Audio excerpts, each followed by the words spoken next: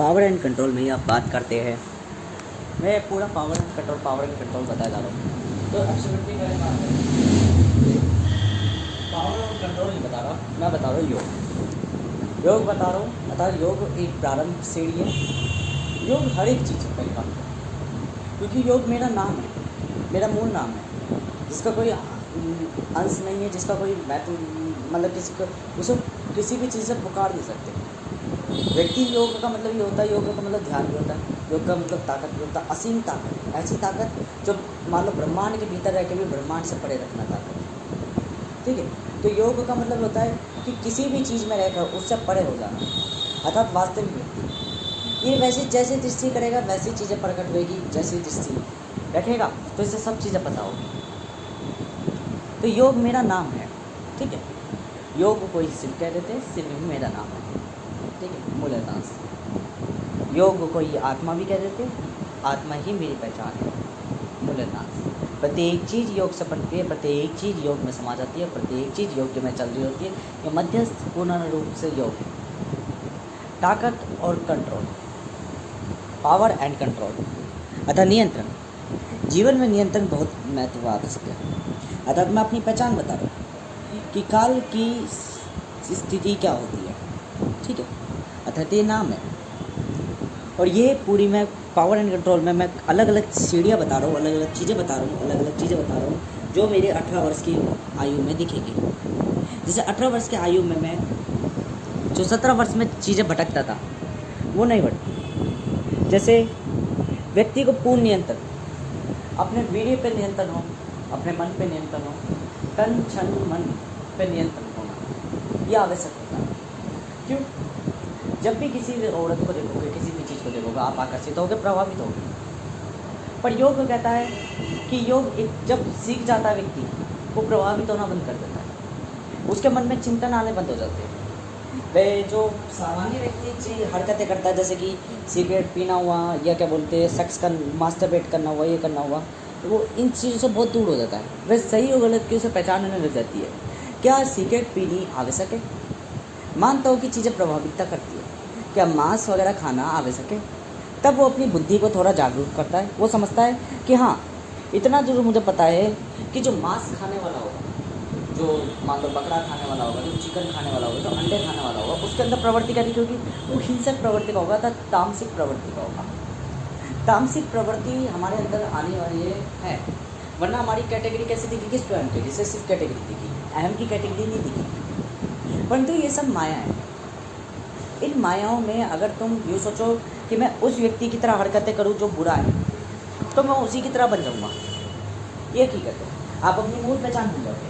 पर मैं कहता हूँ आप अपने आप को पूर्णतः मत बदलो, आप अपने आप को पूर्णतः मत बदलो, बल्कि उससे बेहतर बन जाओ, परफेक्ट बन जाओ। कला विधि से सब चीज़ों का निर्माण हुआ है। पर मैं फिर भी कहूँगा, अगर शरीर आपको चाहिए बढ़िया, शरीर चाहिए आपको बेहतर, तो कलाएँ कहलाती है ज्ञान और प्रक्रियाओं से, ज्ञान और तरीक़ों से। ज्ञान को कहाँ का लगाओगे? ज्ञान एक तरीके का रंग मान लो, और प्रक्रिया या विधि एक तरीके का स्ट्रक्चर मान लो। ये बिल्कुल ऐसे मान लो कि जो कला है, ज्ञान है, वो एक तरीके से मान लो डेटाबेस, मतलब डेटा है, और विधि मतलब कि डीएस है, डेटा स्ट्रक्चर एंड एल्गोरिथम। किसी चीज़ को कितनी एफिशिएंटली पहुँचाना, ये पूरी प्रक्रिया है। डीएसए की डेटा स्ट्रक्चर एल्गोरिथम, मतलब स्ट्रक्चर या एल्गोरिथम, किसी चीज़ को कितनी बेहतर रूप से पुटअप करना। हमारे शरीर में हमारी कद काठी सिर्फ इस चीज़ से निर्धारित होती है कि हमारी हड्डी का आकार कैसा। क्योंकि आप ध्यान रखें, आपके शरीर की मांसपेशियाँ जब आप मरोगे तो इतनी गति से वो इतनी जल्दी समाप्त हो जाएगी जितनी आपकी हड्डी का कंकाल समाप्त नहीं होगा। हमेशा ध्यान रखें, हर व्यक्ति का कंकाल अलग अलग साइज का होता है, अलग अलग तरीके का होता है। अगर आप यूँ सोचते हो कि सारे कंकाल एक समान होते हैं, तो नहीं, हर कंकाल में हल्का हल्का अंतर होता है, क्योंकि हर व्यक्ति स्ट्रक्चराइज अलग अलग तरीके से होता है, अलग अलग तरीके से उसके बोन मैरो उगती है, बोन्स उगती है। ये जो आकार है हमारी स्ट्रक्चर का, यही हमारी मांसपेशियों से कवर आउट कर देती है और हम एक इंसान दिखते हैं। प्रकृति का एक नियम है कि प्रकृति के भीतर बहुत बुरी चीज़ें हैं, अगर आप अपनी आँखों को देखो, किसी औरत की आँखों को देखो, लड़की की आँखों को देखो, तो आपको कितनी सुंदर लगेगी। आपको ऐसा लगेगा मैं इस पर मोहित हो जाऊँ, मैं इस पर दिल लगा कर बैठा, मेरा मन, मेरे हार्मोन्स इससे शांत हो रहे हैं, मुझे एक आनंद की प्राप्ति हो रही है। आप उसी आँखों को हल्का सा चौड़ा करके देखो और एक बार उसकी लाश को, उसकी एनाटॉमी करके देखो, आपको उससे आनंद वो समाप्त हो जाएगा। वास्तविकता ऐसी ही चलती है, वास्तविकता ऐसी ही चलती है। आप जिस प्रेमी से ज़्यादा प्यार करते हो, आप उसकी बॉडी को एनाटॉमी करो, एक छीड़ा लगाओ, मुंह पे छीड़ा लगाओ, मतलब चाकू से हल्का सा कट करो, एक बार उसकी आँख की आकृति देखो तो आपको पूरी गोल दिखेगी। उसकी आँख निकालो, भीतर देखो, भीतर देखो तो आपको दिखेगा एक हल्का सा कालापन है। कुछ नहीं करना, चाकू लेना, हल्का सा कट करनी है नाक, यहाँ से हड्डी तोड़नी है हल्की सी, और वहाँ पे हाथ डालना है। हाथ डाल के अंदर देखना है तो आपको हल्की हल्की नसें दिखेगी, ऐसे लगेगी जैसे बलगम सा होता है ऐसे, ठीक है। उसको हल्का हल्का सहलाना है, वो धीरे धीरे धीरे धीरे कवर आउट होगी, वो चिपचिपा पदार्थ बनता चल जाएगा। अंदर और हाथ डालना है, और हाथ डालना है, फिर आप थोड़ा सा यूँ, जैसे यू टाइप में आपको अपना हाथ डालना है और देखना उसका भेजा दिखने लग जाएगा आपको, ठीक है। एनाटॉमी के अंदर उसका भेजा दिखने लग जाएगा। अब यही चीज़ आप मान लो, ये तो आपकी प्रेमिका थी जिससे आपका संबंध था, यही मान लो आपकी बेटी पड़ी है, तो आपको यही काम करना है, चाकू लेना है, शरीर की छाती से लेकर नीचे तक काट देना है, और फिर उसे ऐसे खाल समय तो खोल लेना है। आपको दिखेगा कि यहाँ पे रिब्स है, रिब्स के नीचे यहाँ पे आपके लड़की के वो है अंग, एक एक अंग को छुओ, देख, तो आपको पता चलेगा कि ये लीवर जैसी ग्रंथि है, ये ऐसी ग्रंथि है, ये, और ये एक सांप नोनी है, ऐसे दिखेगी आपको वो। इसके ऊपर भी एक पन्नी चढ़ रखी होगी, पतली पतली लेयर चढ़ रखी होगी, जो आपके पेट की लेयर है, साथ में नाभि की भी वो, सबको वो करो। अब मैं एनाटॉमी बता रहा हूँ, ठीक, आपको पता चलेगा सब चीज़ें बाहर से अच्छी लगती है, पर हमेशा ध्यान रखें, यहाँ से आपको पता चलेगा हर एक अंग महत्वपूर्ण है। अगर ये चीज़ें बदसूरत ना हो तो बाहर से जो अच्छी लग रही है वो अच्छी नहीं दिखेगी, बाहर से जो प्यारी लगी है वो प्यारी नहीं दिखेगी। जो मन में आपको आप अपनी लड़की काट रहे हो, तब आपके मन में जो हार्मोन्स आएगी, जो दुख प्रकट होगा, जो काटने से पहले हाथ कटपटाएगा, वो अलग फीलिंग होगी, और जब आप किसी और की बच्ची को काट रहोगे वो अलग फीलिंग होगी। मतलब कमियां आपके भीतर भी थी, केवल उस शरीर को देख के आप बदसूरत नहीं कहते, उस शरीर को देख के आप सुंदर नहीं कहते। हमारे मन में ये खेल होता है जो चलता है, साधारण सी बात आप सब समझिए। ताकत और नियंत्रण। आप एक फौजी बन रहे हैं, फौजी को सोचो, कंट्रोलर कौन है? क्या कंट्रोलर केवल एक मैनेजर है जो एक कंपनी को चला रहा है? नहीं। क्या वो एक लीडर है जो लीड कर रहा है लोगों को? नहीं। कंट्रोलर एक शेड्यूसर है, कंट्रोलर एक डिक्टेटर है, वह जानता है कब किसको मैं किस तरीके से बोलूँ। अभी मैंने अपने पुरानी उसमें क्या बोलते हैं फ्लिपकार्ट में वापस चला गया काम पर, मैं अपना काम करता रहता हूँ, पर मैं चीज़ें बदलता रहता। मेरे को लगा कि मैं बहुत लंबा समय हो गया, मात्र मुझे 40 दिन हुआ, मैं दोबारा उस काम पर चला गया, मात्र 40 दिन। मैंने कहा 40 दिन में मैंने इतनी चीज़ें रैपिडो में चला के इतनी चीज़ें कर ली, केवल मुझे 40 दिन ही हुए। तो मेरे दिमाग की प्रक्रिया बहुत अलग तरीके से चलती है, मैं बहुत गतिशील व्यक्ति हूँ। तो गतिशील में मैं ऐसा नहीं हूँ कि मैं साधारण मानव की तरह गतिशील हूँ, मैं बहुत सोचता हूँ, मैं हर एक चीज़ को इतना बोल देता हूँ, इतना लिख देता हूँ, इतना समझ लेता हूँ कि मैं यूँ कहूँ कि मैं एक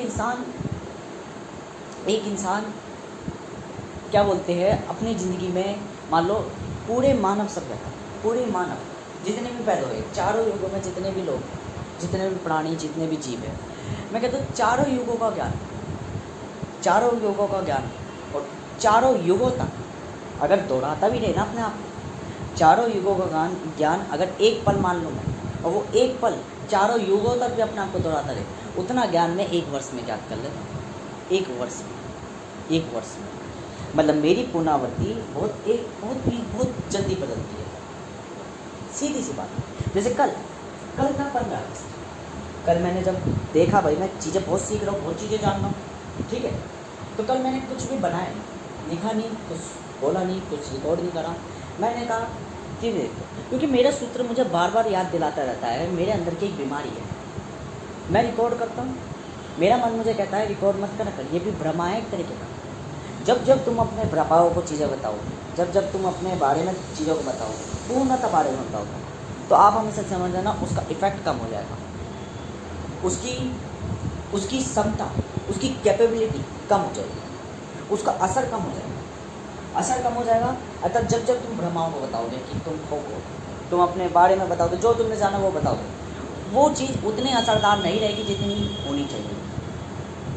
तो मैंने कल बनाया नहीं, कल मैंने चीज़ें जानी और मुझे एहसास हुआ कि हाँ मेरा सूत्रकारी कर रहा है, चीज़ों को बताओ मत, करो जो। तो मैंने कहा भ्रमा बते, मैं इसमें रिकॉर्डिंग कर रहा हूँ, ये भी एक भ्रमा है, मैं हमेशा अपलोड नहीं कर रहा, ये भी एक भ्रमा ही है, ये सीक्रेट है। तो ये भ्रमा पूर्ण नहीं है।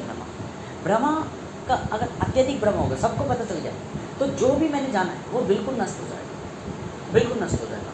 और यदि मुझे किसी चीज़ को बहुत इफेक्टिव बनाना, बहुत असरदार बनाना, ऐसा असरदार कि कोई सोच नहीं पाए, तो इतना बुरा रूप धारण कर लूँ, इतनी उसे सीक्रेट रख दूँ, इतना रहस्य रख दूँ, इतनी गरीबी में जीवन जीना चालू कर दूँ कि कोई मेरे अंदर की अमीरी सोच ही ना सके कि मैं अमीर भी हूँ। मतलब लोगों के सामने भीख मांग मांग के दिखाऊं और उनको ये ना पता चले कि वास्तविक में मैं महलों का मालिक हूँ। उससे क्या होगा, व्यक्ति के अंदर अगर कोई व्यक्ति उसे आके बताए कभी नहीं कि महलों का मालिक है, वो कहेगा, दो चाटे मार के कहेगा, देखिए भीख मांग रहा है, तू कैसे कह सकता है ये महलों का मालिक है। बस तो जहाँ इल्यूजन्स हो गए, माँ ग्रेट सिटीजन। अब क्यों बोल रहा हूँ मैं फौजी वाली अपने अंदर दिमाग में मेंटेन कर रहा हूँ। कल मैं एक फौजी की तरह चल रहा, मैंने बाल छोटे करा रखे, मैंने करवा लिए बाल छोटे। क्यों? मैं हमेशा अपने बाल छोटे ही रखना पसंद करता हूँ, वो बड़े इसलिए रखता हूँ। मेरा एक थ्योरम है, मेरा एक सूत्र है, मेरा एक सिद्धांत है। देखो शास्त्र जो है ना, शास्त्र एक सिद्धांतों से बना नहीं है। शास्त्र कतई काम में नहीं आते जीवन की परिस्थितियों में, हमेशा ध्यान रखिए, जीवन की परिस्थितियों में कभी काम नहीं आते। पर उन शास्त्रों से आपको ये पता होती है, मुझे भविष्य पता होती है मैं कब तक क्या बन जाऊँगा। अगर मैं ये चीज़ करता रहता हूँ लगातार, तो मुझे याद रहता है। जैसे मुझे याद है, मैं 19 वर्ष की व्यक्ति, 19 वर्ष तक, 19 वर्ष का व्यक्ति जो होगा वो हर एक चीज़ करना जानता होगा, कोई भी चीज़ गलत नहीं होगी। जो चीज़ करेगा उसमें इतना लाभ कमा लेगा कि जहाँ लाखों लोग 1 रुपया कमा रहे, वो 1 रुपया कमा रहे, वो लाखों रुपये अकेला कमा लेगा, मतलब कि संपन्न व्यक्ति होगा। ठीक है। अब उससे पहले मुझे भविष्य ज्ञात है कि 2 साल तक। अब शास्त्र जब तक पूर्ण नहीं हो, ये शास्त्र लिख रखा, ठीक है, ये विधि लिख रखी है, परंतु ये जब तक पूर्ण नहीं होगी तब तक मैं क्या करूँगा। मैं 17 वर्ष का हूँ, 18 वर्ष का हूँ, मैं ये कहूँगा मुझे हर बार मेरी ही किस्मत में लिखी है 1 रुपया कमाना, क्या मेरी ही किस्मत में लिखा है ज़िंदगी में। मैं बार बार अपने आप को कोसता रहूँगा। जब मैं बार बार अपने आप को कोसूँगा तो मैं अपने आप को बदलूँगा, मैं अपने आप को बदलूँगा, मैं अपने आप को कुछ सिखाऊँगा, मैं कुछ सिखाऊँगा, मैं सीखते चलूँगा। और एक दिन जो वो तारीख है 19 वर्ष, उस दिन वो चीज़ पूर्ण हो जाएगी। जिस दिन वो उस दिन पूर्ण हो जाएगी, उस दिन मैं ये चिंतन करना बंद कर दूँगा, ये पूरी गाथा गानी बंद कर दूँगा। अब वो व्यवस्था होगी। शास्त्र कहता है व्यवस्था को संभालो कैसे, पर शास्त्रों से व्यवस्था नहीं समझती, व्यवस्था समय के संग समझती है। और समय तब तक प्रारंभ नहीं होगा जब तक आपको शास्त्र का ज्ञात नहीं होगा। हमसे ध्यान रखें, मतलब शास्त्र और रणनीति और नीतियाँ सब बुनियादी है, मतलब शुरुआती है। कार्य करोगे, एग्जीक्यूट करोगे, तभी आप लाभ कमाओगे। मानव के मन में कल्पना शुरुआती चरण है। अगर वो कल्पना नहीं करेगा, मोटिव नहीं रखेगा, पर्पस नहीं रखेगा, उसे करना क्या है, तो उसके कर्म रद्द हो गए। क्योंकि कर्म तो हर चीज़ है, हर जगह। आप आलस कर रहे हो, ये भी कर्म है। पर जब उसे पता होगी मुझे पाना क्या है, मुझे कैसा शरीर धारण करना है, तो वो उसके लिए प्रतिदिन मेहनत करेगा। परंतु यदि वो केवल सोचता रहे, केवल कल्पना में रहे, अब ये केवल कह रहा हूँ, मतलब इसका मतलब ये नहीं है कि कल्पना करनी नहीं है। कल्पना शुरुआती चरण है, करनी ही करनी है। नहीं करोगे तो आपके कर्म किसी काम के नहीं है। वो कर्म यूँ मान के चलो कि एक व्यक्ति कर्म कब करता, जब युवा होता है। तो युवा ऐसे तो नहीं कि प्रकट हो गया, पहले बच्चा होगा, बच्चे के संग ही तो युवा बना होगा, एक शिशु ही तो युवा बना होगा। तो ऐसा तो नहीं है कि डायरेक्ट प्रकट हो गया, अपनी माँ के पेट से माँ के साइज का व्यक्ति निकल गया, ऐसा तो नहीं होता। पहले छोटा व्यक्ति निकलता है, फिर धीरे धीरे वो समय के संग बड़ा हो जाता है। तो इस समय कुछ नहीं है, समय कुछ नहीं है। समय कहता है मैं प्रारंभ ही तब होता हूँ, मैं चालू ही तब होता हूँ जब व्यक्ति कोई कल्पना कर लेता है, जब कोई व्यक्ति क्या बोलते हैं नीतियाँ बना लेता है, जब कोई व्यक्ति शास्त्र लिख देता है, जब कोई व्यक्ति शास्त्र का पाठ कर लेता है। अब उसे पता है कि मैं कब क्या पाऊँगा। परंतु जीवन अब चालू होगा कि अब उसको क्या चुनौती आएगी। अब वो शास्त्रों को पल पल उतारेगा कर्मभूमि में। जब वो चीज़ों को समझेगा, चीज़ों को वास्तविक में समझेगा कि शास्त्र में नियम तो लिखा है, पर उस नियमों को धरती पे कैसे उतारूँ, मैं अपनी वातावरण पे कैसे उतारूँ, परिस्थितियों का ज्ञान कैसे लूँ, ताकत तो पता है कि ताकत वही है कि चीज़ों से प्रभावित मत हो, प्रभावित करो, ठीक है। किसी भी चीज़ में समय के संग बेहतर हो जाएगी, परंतु जब मैं चीज़ों को पहली बार फेस करो तो ताकत का महानियम भी कहता है कि शुरुआती चरण में जब तक समय प्रारंभ होगा आपको चुनौतियाँ आएगी, और चुनौतियाँ आएगी तो दिक्कत होगी, फिर शास्त्र भूल जाऊँगा, फिर वापस शास्त्र याद आऊँगा, बार बार भूलूँगा याद आएगा, बार बार भूलूँगा याद आऊँगा, ये प्रक्रिया चलती रहेगी, प्रक्रिया चलती रहेगी। फिर समय बीतेगा, अब चीज़ों में व्यवस्थित हो जाऊँगा, और कब हुआ, जब शास्त्र पाठ था मुझे, शास्त्रों का पाठ, शास्त्र यानी नियमों का, जब मैं नियमों पे कार्य कर चुका तब मुझे मिला। इसलिए तो कहता हूँ केवल एक्ट करने वाले व्यक्ति तो मूर्ख है, प्रभावितताओं में पड़े रहोगे, ठीक है ना। जीवन में बस यूँ हाथ पैर मारे चीज़ें मिल गई, रणनीतियों से जो चलता है, जो नीतियों पे चलता है, जो नियमों पे चलता है, वो बेहतर कर पाता है। ये बिल्कुल ऐसी है। आपको पता है मैं एक कमरे में हूँ, मेरे पास 4 कमरे हैं, एक कमरा इधर उत्तर में, एक दक्षिण में, एक पश्चिम में, और क्या बोलते हैं पूर्व में। आपको पता है चारों कमरों में मेरी ज़रूरतों का सामान रखा हुआ है। अब एक चीज़ बताओ, अगर आप एक सामान सेट एन नॉर्थ सेट से, मतलब उत्तर के सेट से एलिमेंट ए लाते हो, फिर दक्षिण के सेट से एलिमेंट बी लाते हो, फिर वापस उत्तर के सेट से एलिमेंट A2 लाते हो, फिर पूर्व के सेट से एलिमेंट सी लाते हो, फिर वापस एलिमेंट वो दक्षिण के सेट से एलिमेंट B2 लाते हो। तो कितना टाइम जा रहा है। इससे बड़े तो बेहतर ये था भाई मुझे यहाँ से B2 B1 B3 B5 लाना है, ले आया दक्षिण से, लेके रख लिया, ठीक है। अब गया उत्तर की तरफ, भाई एलिमेंट A1 A2 A6 और A9 लाना है, ला के रख लिया। सी की तरफ गया, मतलब कि पूर्व की तरफ गया, एलिमेंट C1 C2 लाना है, बस हो गया। और अब सीधा लास्ट का बच रहा भाई मेरे क्या बोलते हैं पश्चिम से एलिमेंट क्या बोलते हैं वो D3 और D4 लाना है, हो गया। बस मैंने कितना समय बचा लिया, क्या मुझे कहीं नहीं कहने की जरूरत पड़ी। ये शास्त्र द्वारा ही हुआ, जब मुझे चीज़ों का ज्ञात था कि क्या क्या लाना है, कहाँ से लाना है। और अगर मैं यूँ सोचता रहता अरे यहाँ से ये लाना है, ये लाना है, करता ही कुछ नहीं, तो मैं वहीं का वहीं पड़ा रहता, कुछ भी मेरे हाथ नहीं आता।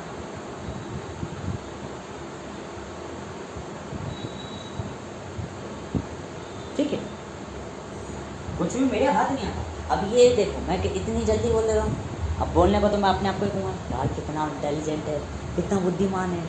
ना थी ना, ये तो प्रकृति और परिस्थितियों के अनुसार बन जाता है व्यक्ति।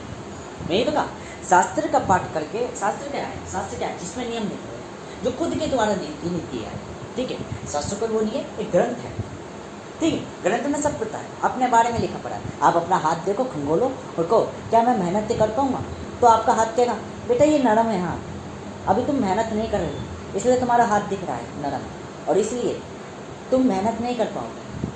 पर जब मैं 2 कट्टे बोरी के उठाऊँगा तो ये नरम हाथ सख्त हो जाएगा, तब मैं अपना हाथ देखूँगा क्या मेरे भाग्य में मेहनत लिखी है, तो कहेगा हाँ मेहनत लिखी है, मजदूरी की, वो दिखेगा साफ साफ।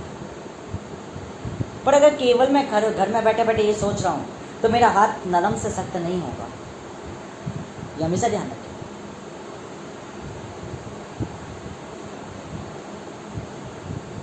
कि वास्तविकता एक नज़र से नहीं बनती, सत्य एक चीज़ से नहीं पाता। सत्य क्या है? लॉजिक जब 10 जने आपको कह रहे हैं ये चीज़ गलत है तो समझ जाओ वो चीज़ गलत है। पर अगर आप में हिम्मत है कि उस लॉजिक को अपना अनुसार बदल सको, उस सत्य को अपना अनुसार बदल सको, तो आप ही सत्य हो। कोई चीज़ गलत है पर आप कह रहे हो मैं तो उसे सही मानता हूँ, मैं करूँगा ही करूँगा, और समय के संग पता चला बाकी सब गलत थे, तुम सही थे, तो ये तो अंत में पता चलेगा ना कि आप वो जीत पाए या नहीं जीत पाए। अगर आप जीत गए तो आप हीरो, नहीं जीत पाए तो आप विलन। ये दुनिया उसी अनुसार तय कर लेती है जो परिणामों पर लिखी होती है, क्योंकि दुनिया कभी भी देखना अदृश्य चीज़ प्रकाश विज्ञान बता देगा 7 रंग अल्ट्रावायलेट रे है वगैरह वगैरह वगैरह वगैरह वगैरह वगैरह, ठीक है। इंसान नहीं बता सकता, इंसान की आँखें केवल प्रकाश को एक ही नज़र से देख पाती है, वो यूवी लाइट नहीं देख पाती, वो यूवी लाइट को कहती है अदृश्य किरण, और वास्तविक में अदृश्य ही है वो।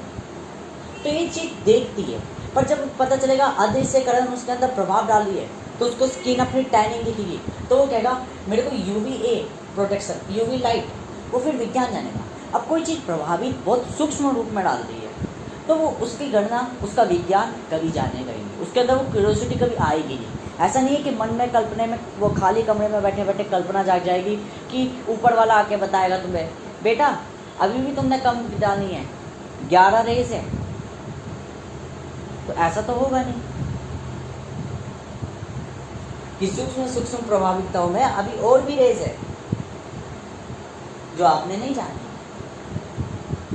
ठीक है, कि अभी गामा रेज है, एक्स रेज है, वाई रेज है, जेड रेज है।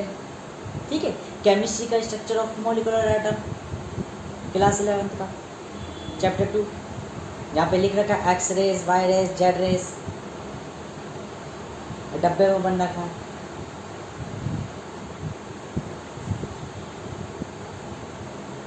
ठीक है, जहाँ वो रदरफोर्ड थे, कौन थे जिन्होंने एक्सपेरिमेंट करे थे, जिन्होंने रेस की वो देखी थी। फिर एक और थे जिन्होंने वो ऑयल एक्सपेरिमेंट करा था,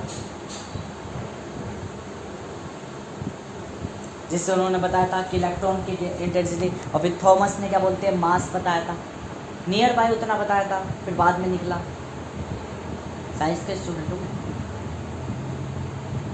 और साइंस से ज़्यादा फिर सोशोलॉजी, सोशल साइंस में मज़ा आने लग गया, क्योंकि साइंस के स्टूडेंट्स, मेरे मास्टर क्या चाहते थे, वो बच्चे पढ़े जो उनको गाली बकते, वो बच्चे पढ़े जो उनको नाम से पुकारते, वो बच्चे पढ़े जो पढ़ना नहीं चाहते। तो आप रखो ऐसे बच्चों को, ऐसी दुनिया को चलो। हमें ऐसी दुनिया में जीना नहीं पसंद जहाँ हमें पता चलता है कि हम गुलाम हैं, गुलामी की ज़िंदगी नहीं पसंद करते। ये महत्वाकांक्षा है, बेशक उसके लिए हम मृत्यु को स्वीकार करना चाहेंगे, पर जिंदगी अपने अनुसार चलाएगी, या तो मरेगी या कुछ करेगी। 10 बंदे मुझसे बोल दे उल्टा तो मैं 10वें की मुंडी उखाड़ के आ जाऊँगा। बड़ा खतरनाक हूँ मैं, बड़ा खतरनाक। मैं नहीं सोचूंगा कि उसकी माँ रो रही है, बाप रो रहा है, बहन रो रही है। मैं यूँ सोचूंगा केवल कि उससे पहले इसकी किस्मत में ये लिखा था जो 10 बंदों ने मुझे गाली बकी, क्योंकि गाड़वे की तो मैं मुंडी उसकी स्पाइनल कोड समेत उखाड़ दूंगा। तो क्या हकीकत, जैसा वातावरण वैसे वेशभूषा मैं धारण कर लेता हूँ, कलाओं का ज्ञाता हूँ। जैसा व्यक्ति वैसा रूप धारण करने में ज़्यादा समय नहीं लगता, पर्सनैलिटी ऐसी बनती है। एक और चीज़, एक फौजी की चीज़ें इसलिए सोची क्योंकि मेरे बाल छोटे एक तो, और मैं चल भी रहा है सर, आप बिल्कुल काटा काटा। तो जब मैं चल रहा तो मैं अपने आप को एक फौजी की तरफ फील कर रहा हूँ। मैंने कहा कैसे दिखना है, फौजी की तरह दिखना है, कैसे अपने आप को बनाना है, एक फौजी की तरह बनाना है। अब एक फौज में आप देखना, फौज का जो व्यक्ति होता है, परिस्थितियों का जो व्यक्ति होता है, सामाजिक जो व्यक्ति होता है, साधारणता से आप देखो, मैं तो एक वैज्ञानिक व्यक्ति हूँ, ठीक है, एक्सपेरिमेंट वगैरह करता हूँ, रिसर्च वगैरह करता हूँ, साइकोलॉजर हूँ, और चीज़ें भागता हूँ, एक इंट्रोवर्ट पर्सनैलिटी का हूँ, पर एक्सट्रोवर्ट बनना जानता हूँ। ठीक है, समय के साथ मुझ में बुद्धि है। मैं उस जानवर से ज़्यादा खतरनाक हूँ जिसमें जो परिस्थितियों के अनुसार बनना है। मैं परिस्थितियों से परे होकर मैं सोच रहा हूँ अगर किसी चीज़ में खूंखार बनना है तो उसकी तरह मांस का सेवन करने लग जाओ, उसकी तरह उसकी प्रभाविकता का सेवन करने लग जाओ, पर चयन खुद करो, चुनो खुद कब किसको क्या देना है। मतलब मैं परफेक्ट, मैं इंट्रोवर्ट भी हूँ, मैं एक्सट्रोवर्ट भी हूँ। रियलिटी में मेरी इंटायर क्वालिटी इंट्रोवर्ट है, ठीक है, बट मैं एक्सट्रोवर्ट बनना चाहता हूँ। मैं जानता हूँ जब मेरी स्कूटी साइड में फंसी हुई है और मैं ऑटो वाले को कह रहा हूँ थोड़ा मोड़ दे, तो कह रहा है आगे वाले से कहना, तो मैं कह रहा हूँ चाचा मोड़ने में तेरी क्या फट रही है, तो कह रहा आगे वाले से कह दे या आगे वाला बढ़ेगा। तो मैंने कहा ओ भाई बढ़ाइए जरा जल्दी, तो वहाँ ने बढ़ाई, फिर शुक्रिया कह के चल दिया। ये इंटेंसिटी आनी चाहिए, हम इसे ध्यान रखें, हम इसे ध्यान रखें।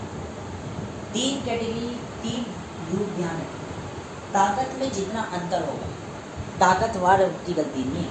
अगर आप ये देखो, हमें स्वयं का ज्ञान लेना अनिवार्य है, स्वयं का ज्ञान लेना अनिवार्य है। स्वयं का ज्ञान क्यों?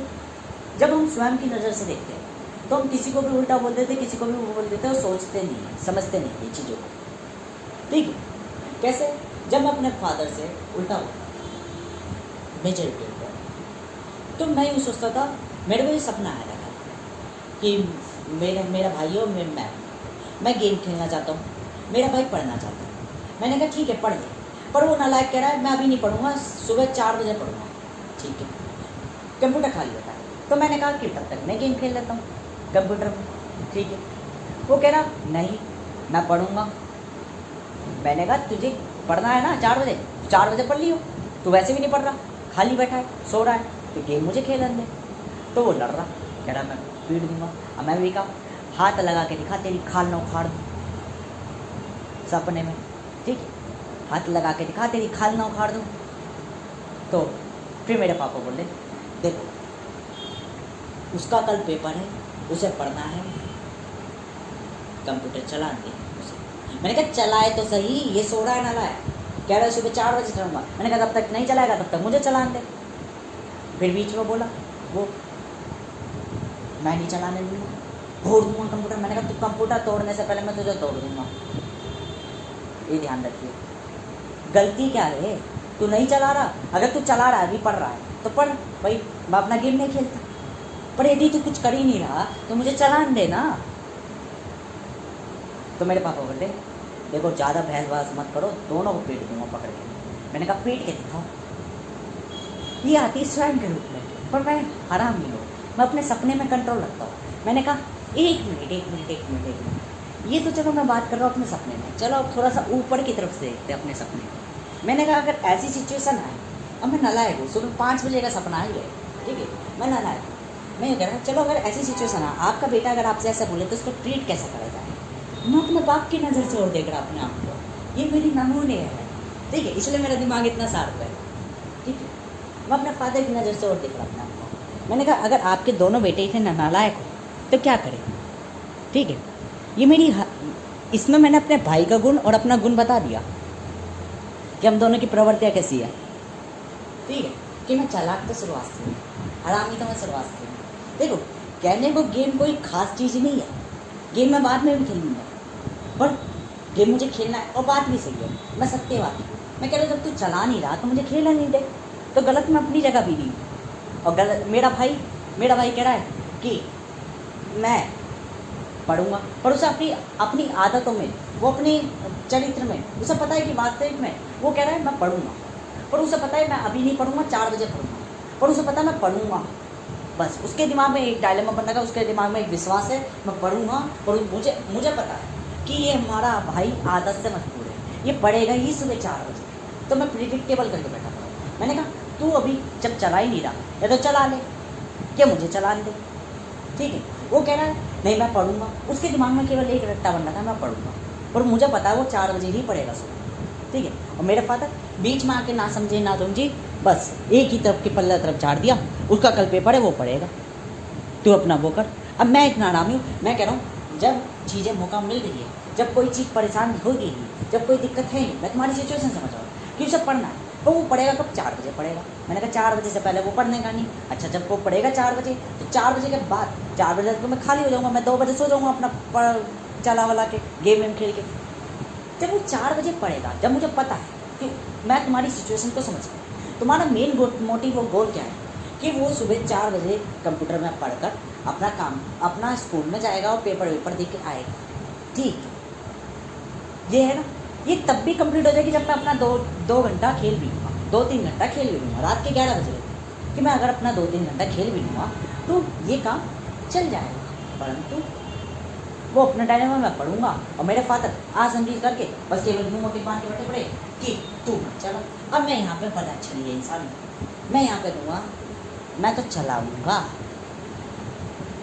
क्यों, जब मुझे दिख रहा है इनकी सिचुएशन मेरी चीज़ों से इफेक्ट नहीं होगी तो मेरे को क्या दिक्कत है, बस इनकी मूर्खताओं को मैं स्वीकार नहीं कर रहा। तो मैं भी अपनी तरफ जिद्दी हूँ। अब मेरे फादर इस बात पे गए, तो अब मैं अपने फादर की जगह सोच रहा हूँ कि अगर सपोज़ करो आपके लड़के आपको ऐसे कहे तो आप क्या करोगे। तो मैंने सोचा मैं क्या करूँगा, मैं शांति से, मैं चुप, मैं कहूँगा या तो मेरे पे 3-4 तरीके या तरीके ढूंढता हूँ मैं अपने आप को एक डिटेक्टिव की तरह बना लेता हूँ। मैंने कहा यहाँ पे मेरे 4-5 तरीके, या तो मैं दोनों को पकड़ के लकड़ी से पीट दूँ लोगों से, और वो अच्छा कारक नहीं है। ठीक है, वो काम का अच्छा नहीं, बेफालतू में मेरे पे भी बजेड़ते तो थोड़ा सावधानी से। ठीक है, ठीक है। अब फिर या तो दूसरा रास्ता ये है कि बात वो भी गलत नहीं कर रहा, क्या बोलते हैं कि 2 बजे तक ये चलाएगा, 2 बजे बंद हो जाएगा। तो मैंने उसे समझाया कि चल ठीक है 2 बजे तक, पर अब मुझे पता चला ये मेरी बड़ी वाली बीमारी, बड़े वाला पूत, ये कह रहा है नहीं मैं नहीं चलाने दूंगा। तो फिर मैं इनको ठहरा दिया। मैंने कहा ठीक है फिर एक काम कर, तू अभी गेम मत खेल, इसके जाने के बाद गेम खेल लियो पेपर में। अब ये भी थोड़ा मान गया था, फिर भी नहीं मान रही है, दोनों मान तो गई, मेरी आदत है सी ठीक है मान जाऊँगा, पर फिर भी मैंने कहा नहीं अभी क्यों नहीं खेलने को हुआ, तो ये भी नहीं माना। एक पॉसिबिलिटी मान लेते हैं, ठीक है कि नहीं, तो फिर क्या करेगा। अगर मैंने एक को यूँ कही कि कल दूसरे के लिए नया कंप्यूटर ला दूंगा, तो वो कहेगा नया मैं लूँगा, नया मैं लूँगा, नया मैं लूँगा, ये भी एक पॉसिबिलिटी है। मैंने कहा ठीक है, तो मैंने कहा दोनों ही मत चलो। तो कह रहे तो ऐसे क्यों, ऐसे नहीं, दोनों ही नाराज चलो। तो बेहतर क्या था कि पहले आपस में एक दूसरे को समझा दो, पहले अपनी अपनी बातें पूरी ठीक है। बात कब बुरी लग रही थी, बात कब बुरी लग रही थी, बात तब बुरी लग रही थी जब ये आपस में एक दूसरे को समझा रहे थे। तुम दोनों मुझको समझा दो अपनी अपनी बात कि भाई तेरे माइंड सेट से उसको दिक्कत ना हो, ऐसा क्या प्लान है तेरे पे, ऐसी क्या एल्गोरिदम है तेरे पे, क्या स्ट्रक्चर है तेरे पे जो वर्क करे। तो उसने मुझे बताया कि पापा 2 बजे तक चलाऊँगा, 4 बजे ये अपना काम करेगा, उससे पहले ये काम भी नहीं करने का, ये सोने जा रहा है, ठीक है। और 4 बजे के बाद ये चला ले, 2 बजे तक चला के मैं छोड़ दूंगा, ठीक है ना, इसको परेशानी होगी ना मुझको परेशानी होगी। अभी इसी चीज़ को मान नहीं रहा। उसने अपनी गाथा बता दी। मैंने कहा इसकी एल्गोरिथम थोड़ी एफिशिएंट लग रही है, प्रोडक्टिव लग रही है, पावरफुल लग रही है, मतलब बिग ओ इधर जनरेट हो रहा है, ठीक है। अब आया वो कह रहा पापा मैं पढ़ूँगा, है ना। तो मैंने उससे पूछा अच्छा तू पढ़ेगा, कब पढ़ेगा, कह रहा सुबह पढ़ूँगा 4 बजे। मैंने कहा तू सुबह पढ़ेगा 4 बजे, तब तक इसे 2 बजे तक खेलन दे, क्या दिक्कत है, ये खेल लेगा अपना, ये तुझे पता है वैसे भी ज़्यादा देर खेलेगा नहीं, या भी बेफालतू में झगड़ रहा है, उसके बाद 1-2 बजे तक खेलेगा, और ये फिर उसके बाद चले जाएगा, फिर तो अपना पढ़ाई कर लियो, क्या दिक्कत है। या एक काम करियो, जब तुझे पढ़ाई करना हो है तो 2 बजे के बाद 2 बजे तक इसको टाइम दे दे, 1-2 बजे तक कह दे इससे बात करते, और फिर अपना खेल लियो। अब आराम से एक प्रोग्रेस के समझ रहिए, प्रोसेस के समझ रहिए। अब वहाँ पर उस पर चिंता है, उसको पहले 5-10 मिनट कह देना है कि सोच ले और बता दे जल्दी, ठीक है। अब उसने बता दिया, अब इतनी देर तक क्या है, और उसका दिमाग मैनिपुलेट करना है। फिर फादर को क्या कहना, देख अगर तू रात भर पढ़ता है तो अगले दिन के लिए तेरे पे वो नहीं रहेगा, सुबह सुबह फ्रेश माइंड से पढ़ना है। अब वो मान जाएगा, वो भी नमूना मान जाएगा, इसकी एल्गोरिथम बढ़त लगेगी। अब एफिशिएंटली प्रोग्रेस करा दो, हर किसी का तरीका होना चाहिए। देखो कहने का मैंने यहाँ भी डीपली और भी तरीके हो सकते हैं, पर मैं क्या चाहूँगा जो मुझे मिल गया, जिस पर काम चल रहा है वो चले, ठीक। अब कहने को ये मैंने दिमाग में अपने आप को ही 2 और 3 पर्सपेक्ट में रखा, ठीक। मेरा दिमाग ऐसे वर्क करता है प्रोग्रेस से, तो इस तरीके से वर्किंग हुई पूरी। अब ये मैकेनिज्म है या मैंने एल्गोरिथम को किस तरीके से वर्क कराना है, एफिशिएंट प्रोग्रेस कैसे कराना है और स्ट्रक्चर कैसे बनाना है। अब बात आई कला और विधि का मतलब है ज्ञान और प्रक्रिया। ज्ञान मतलब डेटाबेस, किसी भी चीज़ को, डेटा को एक स्ट्रक्चर में लगाना ही प्रॉपरली हमारा एक बॉडी का निर्माण करता है। हर चीज़ एक बॉडी है, जो भी आपको डेटा दे रही है वो बॉडी है, बॉडी यानी शरीर सब, ठीक है।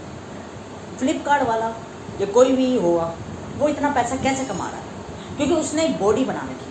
उसकी बॉडी में अलग अलग चीज़ें कला और विधि द्वारा चल रही है। विधि जो चीज़ों को चला रही है और कला जो क्या होते हैं वहाँ पे संग्रहित होती है। उसमें डेटा आ रहा है, भाई यूज़र का डेटा आ रहा है, यूज़र कोई अपनी प्रोवाइड कर रहा है रिसोर्स की, वो रिसोर्स वहाँ पे पहले से ही वेयर हाउस में पड़ा हुआ है, वेयर हाउस से डिलीवरी पार्टनर उठा रहा है और फिर वो उसकी लोकेशन पर पहुँचा रहा है, और ये पूरा एक एल्गोरिथम बना है।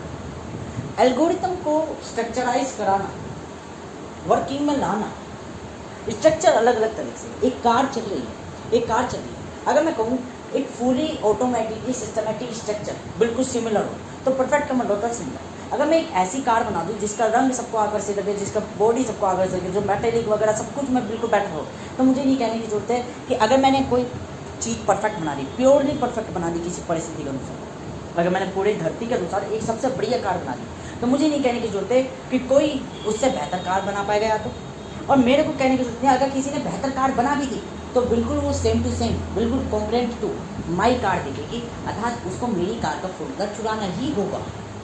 समझ में आया कुछ? ये होती है बॉडी, जिसको लोग रेप्लिकेट कर लेते हैं, जिसको लोग चुरा लेते हैं, इसलिए फॉर्मूला सीक्रेट रखनी होगी। मेजर एक ग्रेट डिक्टेटर, एक ग्रेट सीड्यूसर भी होगा, आपको ऑलवेज ये ध्यान रखना है। दूसरी चीज़ जो मैंने आज जानी, क्या जानी, कि जब भी आप किसी और जगह पे जाते हो, जब मैं रैपिडो पे जाता था तो मेरी एक हैबिट में होता, हैबिट्स आपकी पास्ट परिस्थिति होती, पास्ट सर्कमस्टेंस होता है। पास्ट सर्कमस्टेंस का मतलब बहुत पहले मैंने C0 C1 2 C2 वो सॉरी C0 C1 2 3 4 और 6 बताए थे ना, मतलब डायरेक्ट 6 बताया था, 5 नहीं बताया था। इसमें से एक आता सर्कमस्टेंस, पास्ट सर्कमस्टेंस, मुझे याद नहीं है कौन सा सर्कमस्टेंस बताया। मैं अब जाके इसके बाद देखूँगा उस वीडियो को कि मैंने कौन कौन से सर्कमस्टेंस में क्या क्या बात करी थी, क्योंकि मैं पास्ट सर्कमस्टेंस में पास्ट सर्कमस्टेंस हैबिट्स बताता। हैबिट्स कैसे? कोई काम पहले मैं तेज़ी से नहीं कर पा रहा था, कोई काम पहले मुझे करने की आदत नहीं थी। सपोज़ करो मैं जब पहले शुरुआत में फ्लिपकार्ट में लगा था तो मेरी आदत ये थी, 2 घंटा काम करा, अपना घर पे आ गया, फिर आराम करा, फिर 1 घंटा गया, फिर अपना गया, तो मैं प्रोडक्टिव नहीं था। फिर मैंने रैपिडो में काम करा, जहाँ मैंने अपने आप को इतना प्रोडक्टिव बना दिया समय के साथ, उस परिस्थिति में कि अब मुझे 9 घंटे काम करने में भी दिक्कत नहीं होती। अब मैं वापस फ्लिपकार्ट में आया, अब के मैं फ्लिपकार्ट से ज़्यादा पैसे कमा ले रहा हूँ। कैसे? क्योंकि मेरी हैबिट्स उस परिस्थिति में नहीं बन पा रही थी, पर किसी और परिस्थिति को बन गई। ये बिल्कुल ऐसी है, किसी लड़की को आकर्षित करना तो हमें पता है वो, अगर आप यूँ सोचते हो कि मैं किसी से बात करके, किसी से मैं क्या बोलते हैं अपनी तरफ अट्रैक्ट करके, किसी को चूम कर मैं अपने लिए प्राउड करूँ, तो ये सिंपल सा बेवकूफ़ी है। मैं कहना चाहता हूँ आप यूँ सोचो ना कि मैं अपने आप को इतना सुंदर बना लूँ, इतना काबिल बना लूँ कि लोग मुझे अप्रोच करें, ना कि मुझे किसी को अप्रोच करना पड़े। देखो मेरा सिंपल सा मतलब है, आप किसी लड़की को फंसाओगे, लड़की को पटाओगे हैं, तो ध्यान रखना, आप जब उसे फंसाओगे तो फंसने में हर कोई आसान है, फंसने में हर कोई आसान है, पर आप अपने आप को इतना ही बेटर बना लो, इतना आकर्षित बना लो, इतना अट्रैक्टिव बना लो कि 10 लड़के आपसे अप्रोच करें, आपसे बात करना चाहें, ना कि आप किसी से बात करना चाहो। हम मैंस हैं, हम मर्द हैं। हम मर्द क्यों है? क्योंकि हम क्यूरियस हैं, हमें अपनी सत्ता प्यारी है। सत्ता क्या जो हम निर्माण करें, सत्ता क्या? हमारे आइडियाज़, हमारी इम्प्लीमेंटेशन, हमारा वर्क इज़ मोस्ट इम्पोर्टेंट। हमारी work is most priority of my life, our life. हमारी लाइफ के लिए हमारा सबसे बढ़िया होता हमारा काम, और काम के बीच में अगर औरत भी है, भग बहन की लोड़ी, ये चलता है साधारणतः से, क्योंकि हमें नहीं मैटर करता। सिंपल सी बात, हम ह्यूमन क्यों है? क्योंकि हम क्यूरियस है। हमें अगर कोई लड़की अप्रोच नहीं करती कोई दिक्कत नहीं, कल्पनाओं में बतेरी है, तुमसे अनेक है, तुमने अप्रोच डाल दी, गाज नहीं डाल दी, कोई दिक्कत नहीं। हम किसी और परिस्थिति में जाएंगे, अपनी आदत बदल देंगे। अब ये आदतें बदलने कैसे? आदत मान लो एक दृढ़ बड़ी चीज़ है। अब यहाँ पे एक प्रोसेस या प्रोग्रेस समझिए। आप गोरे नहीं, आप ठंडे इलाके में चले जाओ, अमेरिका चले जाओ, 20 दिन बाद यहाँ पे आओ, आप गोरे चिट्टे दिखने लग जाओगे, आप उनकी तरह थोड़े थोड़े कूल दिखने लग जाओगे, उनका स्टाइल अपना। ये बिल्कुल ऐसी है कि एक विलेज, प्री विलेज और क्या बोलते हैं सिटी। अगर आप देखो तो सिटी में सब इनकम जो है बहुत बेहतर है, पर सिटी में खर्चे भी बतेरे रहने के। परंतु अगर आप देखो विलेज में, प्री विलेज का अर्थ ये मतलब है जो विलेज से भी छोटा है। मेरा कहने का मतलब ये है, मैं उसको जानता नहीं प्री विलेज क्या कहते हैं, पर मैं सूक्ष्म विलेज को, या यूँ कह लो द्वार्स विलेज, ठीक है, और छोटा विलेज, कस्बे से भी छोटा विलेज, मतलब छोटा सा कस्बा। तो अगर आप कस्बे में रहते हो, गाँव में रहते हो, और फिर क्या बोलते हैं शहर में रहते हो, तो शहर में आपको पता है कीमत है ज़्यादा, पर खर्चे भी ज़्यादा है। और आपको पता है गाँव में उससे मीडियम है इनकम और मीडियम है खर्चा, और कस्बे में न्यूनतम है इनकम, मतलब न्यूनतम है इनकम और खर्चे भी है न्यूनतम। अब आपको पता है अगर इसका डायमेंशन चेंज कर दे तो आने का जो ट्रांसपोर्टेशन का वो है वो बहुत चुनिंदा है। मान लो जहाँ आपका छोटे शहर में रहने का खर्चा था, मान लो 2,000 रुपये महीना कमरे का किराया और 1,000 रुपये आपका राशन पानी, 3,000 रुपये, और जहाँ शहर में रहने का खर्चा था आपका कुल मिला के 8-9 हज़ार रुपये, और आपके आने जाने का ट्रांसपोर्ट का जो खर्चा है वो मान के चलो 1,000 रुपये बैठ रहा है महीने का, 1,000-2,000 रुपये महीने का बैठ रहा है, 1,000 रुपये बैठ रहा है, ठीक है। तो आपको पता है अगर मैं गांव से शहर में काम करने आता हूँ तो मेरा समय जाएगा, मेरे को बार बार डेली अपना 2 घंटा वेस्ट करना होगा एक्स्ट्रा, पर इस 2 घंटे एक्स्ट्रा का मुझे क्या फ़ायदा हो रहा है कि 3 + 1000 4000 रुपये में मैं एक बहुत बेहतर इनकम कमा पा रहा हूँ, 17-18 हज़ार रुपये, जिसमें से मुझे ज़्यादा बच रहा है। और वही अगर मैं इनकम यहाँ कमाता तो 4000 के, वो 3000 के मैं कमाते ज़्यादा 7000 रुपये, और वहाँ मैं कमा रहा हूँ 19,000 रुपये। अब उस 19,000 में से वहाँ पे 9-10 हज़ार रुपये लग रहे थे, खर्चा हो रहा था, मतलब बचता रेट समान, जितना इधर बच रहा था उतना ही बचता। परंतु जब मैंने इन जगहों पे देखा, इन जगहों के उसमें देखा, तो मुझे पता चला डायमेंशन चेंज करती रेट बढ़ गया। और उस डायमेंशन के चक्कर में मेरी प्रॉब्लम्स भी बढ़ी कि डेली मुझे सुबह, मेरी नौकरी 8 बजे की, तो मुझे अपने घर से 6 बजे निकलना पड़ रहा। मेरी छुट्टी 6 बजे की, मुझे घर पे 8 बजे आना पड़ रहा। मतलब सुबह 6 से 8, मतलब 14 घंटे की तो मेरी रंग दौड़ होगी। पर अगर वही चीज़ मैं वहाँ पे करता तो मैं सुबह 8 बजे निकलने के लिए मुझे अपने घर से 7:30 बजे निकलना पड़ता। वहीं नौकरी से मैं 6 बजे आता और 6:30 बजे फ्री हो जाता। तो मतलब 7:30 से 6:30, मतलब वही 11 घंटे की नौकरी, 3 घंटे का फ़र्क आता। पर क्या मैं उस 3 घंटे को फिर मैं अपना आराम में दे रहा होता, मैं इन चीज़ों में दे रहा होता, मैं मास्टरबेट में दे रहा होता, या किसी लड़की को अप्रोच करने में दे रहा था। मैंने उसको भी यूटिलाइज़ करके इन्वेस्ट कर दिया कि भाई तू 3 घंटे भी इसमें जा और मुझे इनकम ज़्यादा आ रही है, प्रोग्रेस मिल रही है ज़्यादा, पैसा भी ज़्यादा, ये भी। आप अपने बेकार समय को, समय कम नहीं है, समय वही है 24 घंटे, आप कहाँ ही यूटिलाइज़ कर रहे हो, ये मैं मैं भी ये कहता हूँ। नौकरी पहले मैं यूँ सोचता था हर नौकरी में एक जैसे रेट है, फिर मुझे आप बुद्धि आई कि डायमेंशन अलग अलग है दादा, डायमेंशन अलग अलग है, हर डायमेंशंस में खर्चे और रेट अलग अलग है। एक मजदूर मजदूरी कर रहा है, 700 रुपये थारी कमा रहा है, और एक तकनीक के संग साथ में चल रहा है, तो वहाँ पे लिमिट इन्हांस होने के कारण उसकी इनकम भी इन्हांस होगी, उसके बढ़ने की भी इन्हांस होगी। क्यों? सपोज करो आप मोमोज बेच रहे हो, मोमोज बेच रहे हो, खर्चे उसमें भी हैं मोमोज के काम में, पर आप देखो मोमोज के काम में आप पर डे 5,000 रुपये की उम्मीद रख सकते हो, और उम्मीद कभी कभार पूरी होती है, उस दिन आप ज़्यादा कमा लेते हो। और जहाँ आपको पता है मैं आज पूरे दिन काम कर लूँ, 9 घंटे काम कर लूँ, 11 घंटे काम कर लूँ, 700 रुपये की थाली मिलनी है, 700 से 1 रुपया फालतू नहीं कमा सकते, मेरी इतनी गारंटी है। और कभी कभार ऐसा होगा कि वो काम भी नहीं है, तो 700 रुपये भी नहीं आ रहे, 0 रुपये, शून्य पत्ते सन्नाटा और खाली बैठे हो। परंतु जब आपको पता है कि मैं एक दिन में 5,000 रुपये कमा सकता हूँ, एक दिन में कुछ भी नहीं कमा सकता, तो जहाँ रिस्क हो जाता है, जहाँ उम्मीद हो जाती है कि हाँ लिमिट इन्हांस होगी कि हाँ मैं 5,000 रुपये कमा सकता हूँ, वहाँ एक समय के बाद आप 5,000 रुपये कमाने लग जाते हो। और यही होता है डायमेंशनली चेंज, कि डायमेंशनली चीज़ों में अंतर कैसे आ जाता है। पर आप हमेशा ध्यान रखो, आपकी एक चीज़ हमेशा समझ रहे हो, आप व्यक्ति एक चूतिया बनाना पड़ेगा लोगों को। मतलब सपोज करो आप एक 400 रुपये की कोई वस्तु लाए, मान लो एक मंजे का गट्ठा लाए 400 रुपये। अब आपको पता है उसको मैं नहीं बेच सकता, मेरी इतनी दोस्ती आ रहे हैं ना ही मुझे बात करने आती, और मैंने एक चीज़ ट्रेड देखी, जो मेरा दोस्त निखिल है उसकी दोस्ती आ रही बहुत है, उसको हर व्यक्ति चाहते हुए कहता है, वो उसको हाय और भाई क्या हाल चाल वो करता है, पर मुझे कोई नहीं जानता। मैंने कहा अगर मैं इसकी तरह दोस्ती आड़ा बनाऊँगा तो मेरी इतनी तब भी नहीं बन पाएगी। क्यों? ना तो मैं उनकी तरह आयास हूँ, ना मैं उनकी तरह हूँ। अगर मैं उनकी तरह बन गया तो मैं अपनी पहचान भूल जाऊँगा, जो मेरी अभी है। मैं अपनी इंट्रोवर्ट पहचान नहीं भुलाना चाहता। This is my special trade, ठीक है, दिस इज़ माई ट्रेड, और मैं नहीं चाहता कोई और ले, ठीक है। तो मैंने क्या करा, सिंपल सा progress, simple C process.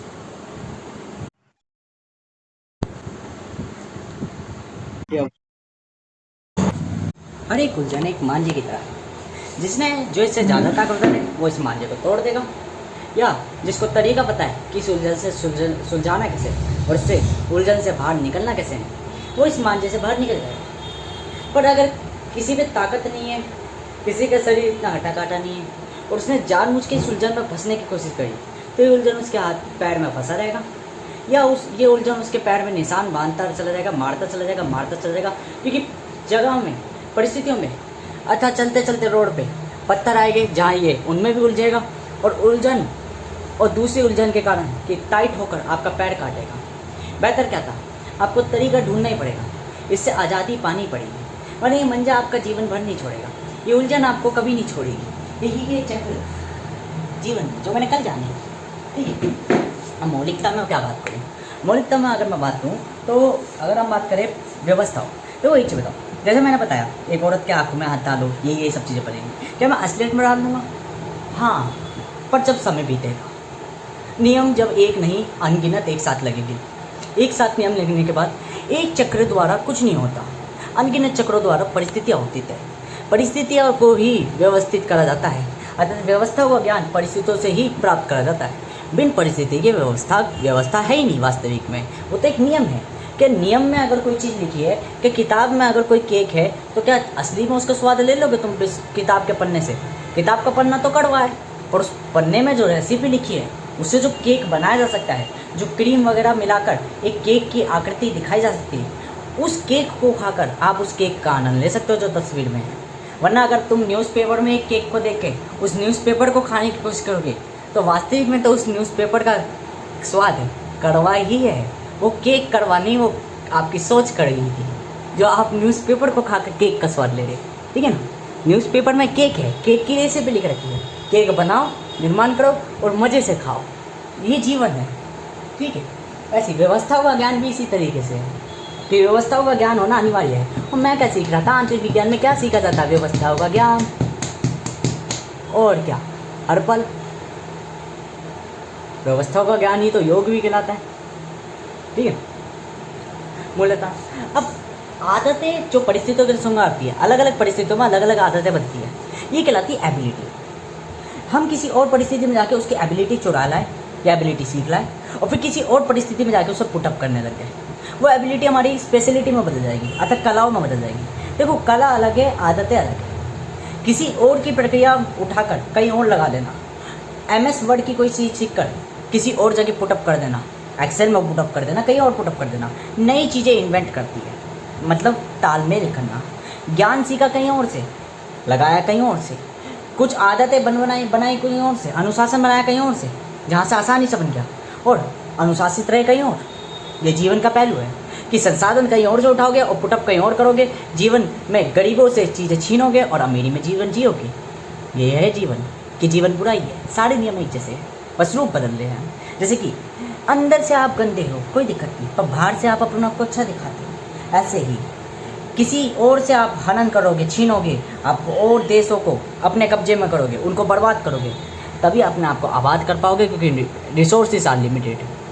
You always understanding, ठीक है। ऐसी आपको ये ध्यान रखना होगा, अगर आप कोई 400 रुपये का मंजा ला रहे हो खरीद के, और उस मंजे को अगर आप यूँ अपने दोस्त को कहो कि आपको पता है मैं नहीं बेच सकता इस मंजे को, मैं नहीं बेच सकता इस मंजे को। क्यों नहीं बेच सकता? क्योंकि मैं अगर उनकी तरह बनूंगा, मेरे दोस्त वोस्त इतने नहीं है, वो नहीं है, और मैं बना भी लेता हूँ तो वो भी इतना मेरा इफेक्टिव नहीं होगा जो उनकी जैसी बीमारी कर लेगी, जो उस फील्ड में रहने वाला व्यक्ति कर लेगा। मैं मान लो मेरे को फ्लिपकार्ट की नौकरी करनी है या फ्लिपकार्ट का ऐप बनाना है, क्या मैं फ्लिपकार्ट का ऐप खुद चला के फ्लिपकार्ट का काम करूँगा?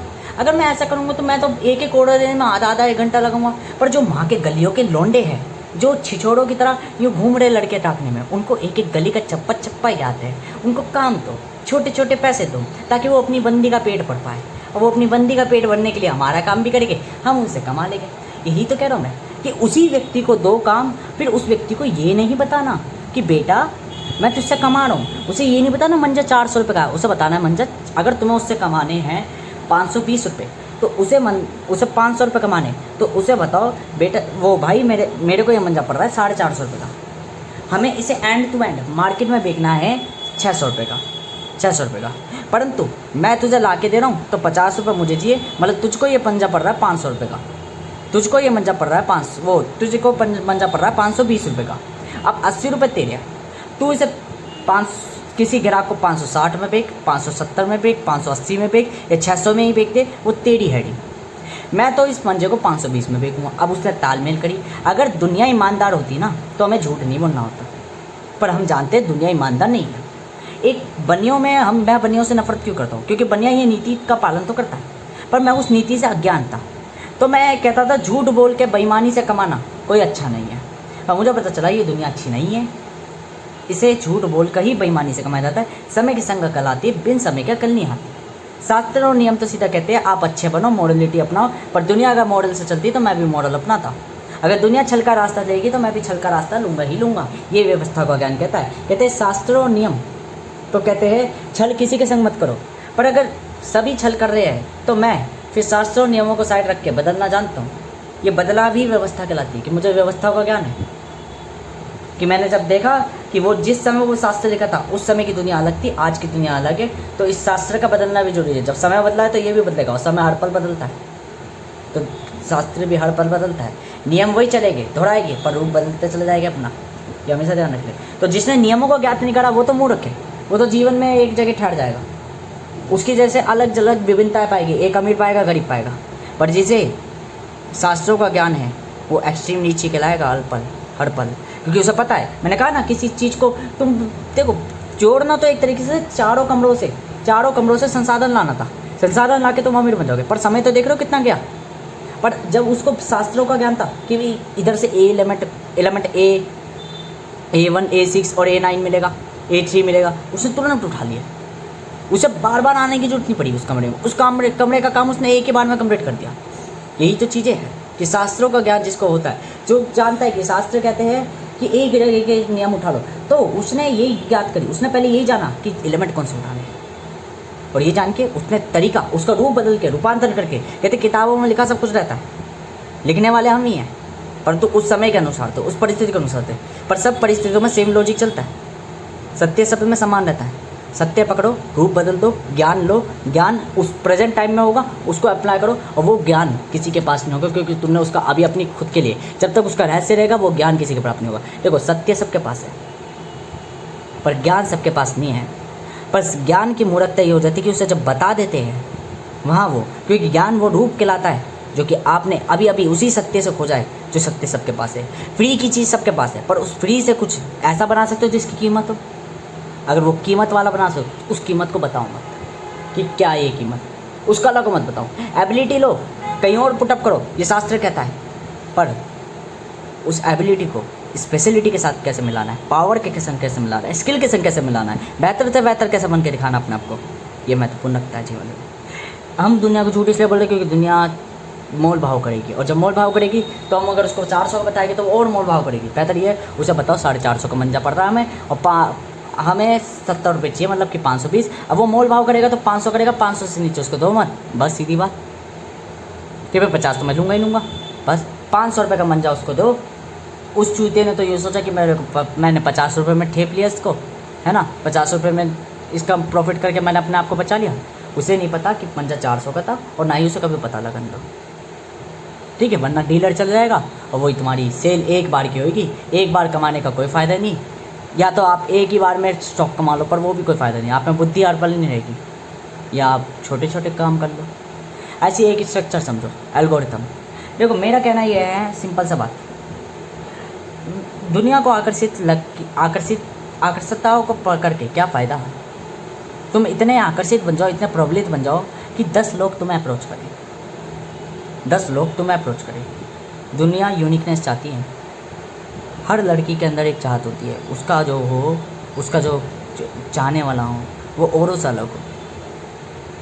क्या औरों से अलग तुम बच सकते हो?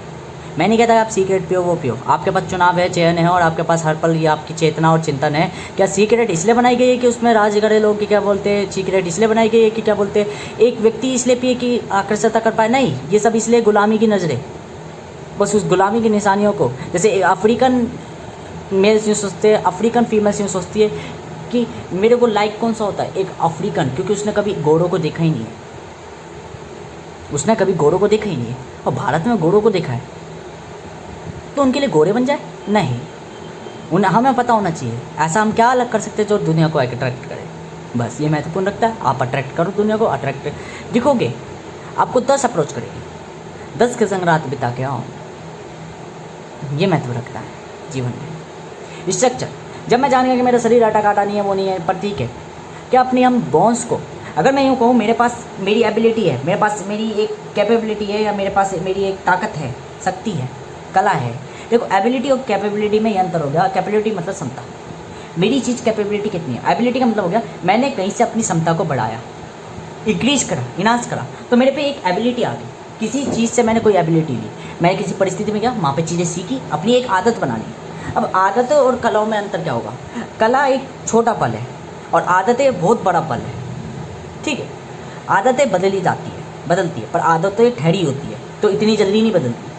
किसी जगह से अनुशासन सीख कर आए, किसी ऐसी जगह पे गए जहाँ अनुशासन नहीं है, वहाँ आपका अनुशासन अभी टिका रहेगा, मतलब आपके पास एबिलिटी है, अभी आपके पास क्षमता है, कैपेबिलिटी है, ठीक है। अब जब कैपेबिलिटी है, आप उसके अनुसार उसकी चीज़ें सीख लो, उसके अनुसार परफेक्ट हो जाओ, कला हो जाओ।